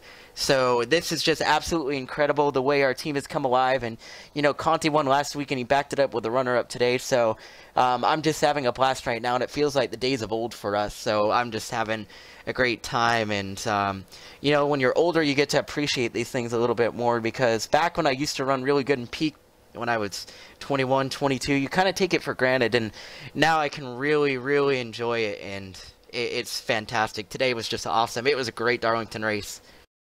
So not back home again in Indiana, but back home again at Team Conti. Awesome season for you, what has been, Brian, ever since, you know, like you said, that net gain of 15 spots on the points is a fantastic result and a fantastic top 5 for you here today. You've already gone down who you thanked did that preemptively, a bit of a preemptive strike on that one. But Brian, you have yourself a good night, and I hope to see you run strong in these final 3 races of the championship, sir. Thank you. Can I thank my sponsors real quick? Go for it. Pro Geek and Main Performance PC have been with me ever since the beginning, and I just appreciate them being with me all the time, and King of Chin Productions, and just everybody on Don't Team shout Conti. out Josh. No, really? Well, everyone on Team Conti Don't rocks. shout out Josh. Everyone on Team Conti rocks, and it's been a very long road to get here. And also, very quickly, I want to thank, honestly, the folks at Team APC, because they helped me last year get back into the series. And the breakup in the middle of the year was really painful, but I had some teammates I really liked over there, including Jimmy Mullis and Colton Davis, and Taylor Hurst made me a better driver back in the day. But now I'm back home with my family over at Team Conti, and we have some great tracks coming up the rest of the year. So I'm just looking forward now to everything to end this year, and hopefully we can carry it on to next year. But I just want to thank everybody also that runs this series, and just thank the fans as well. Top 5 at Darlington feels great. Thank you guys. No problem about that, Brian. Again, hope to see you run strong. But Evan, back to you. Number 55 machine of Brian Schoenberg after a 5th place finish. He is super hyped about that one. Yeah, it was a great result for the driver of the 55, and as you noted, he started right in the thick of things in 24th position, which makes him as well one of the biggest movers, which tends to never hurt things. And outside of tonight, there is no doubt that the championship picture was going to look a little bit different. Did we have a look at least could talk about what that championship picture will be like as we get set to go to the Chicagoland Speedway. Andy Ralfalla locked in. He will be in Homestead, and he will be racing for a record 4th NASCAR Peak Antifreeze Series championship. That leaves now 3 spots still available for 7 drivers to fight over. Outside of tonight, Ryan Luza, Bobby Zelensky, and Logan Clampett occupy those spots 2nd, 3rd, and 4th in the playoff grid, respectively. Zach Novak, as you continue to talk about this, he finds himself 9 points behind Clampett in 5th. Corey Vincent is 10 points back in 6th. 12 points back in 7th is Marcus Richardson, and 14 points back at 8th is Christian Challoner. So even at the bottom of the barrel, 14 points is not a lot over the course of 2 races, so this thing is far from over with.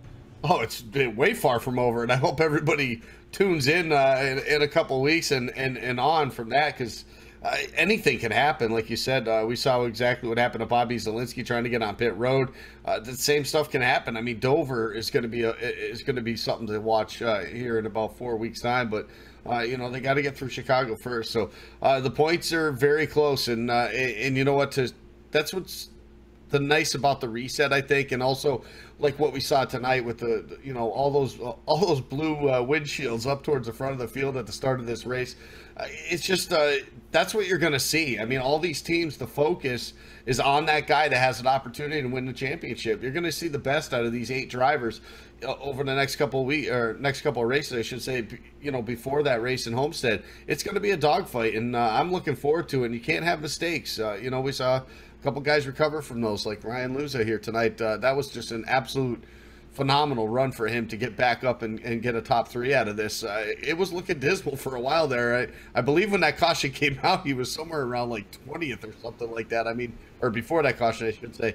It's unbelievable how things can change and how they can change in a hurry, whether it's for the good or the bad. And very lucky that he was able to recover from that, because 14 points isn't a lot. You get yourself a penalty, you know, off of the first caution flying in a race. You drop down to what was 41st position at the time. You finish 41st, you're done, unless you get a win. That is not something that wins will be able to make up. And I'm still looking at the names, Randy, towards the bottom of those top 8, because without this playoff format, Ray Alfalo would have an opportunity to fight for the championship. He'd be there. Ryan Luza would have an opportunity to fight for the championship. This format gives the likes of Richardson and Novak and Vincent, Clampett, those names, an opportunity to get that little bit extra. Gets them right back into the picture, and we kind of head to a racetrack that's a little bit more uniform with what we're used to seeing at the Chicagoland Speedway in 2 weeks' time, where those guys have to try to go and pick it up.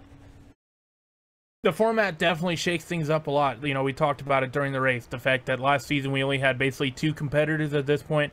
This time we have 8. Could be down to about 6 or so after this one. A couple guys definitely on the back foot. Christian Challoner, definitely not the race he would have wanted. Same with Marcus Richardson. Basically everyone, you know, the top 4, Ray Alfalo, Luza, Zelensky, and Clampett, they all had good nights tonight. The bottom 4, I think it would have gone...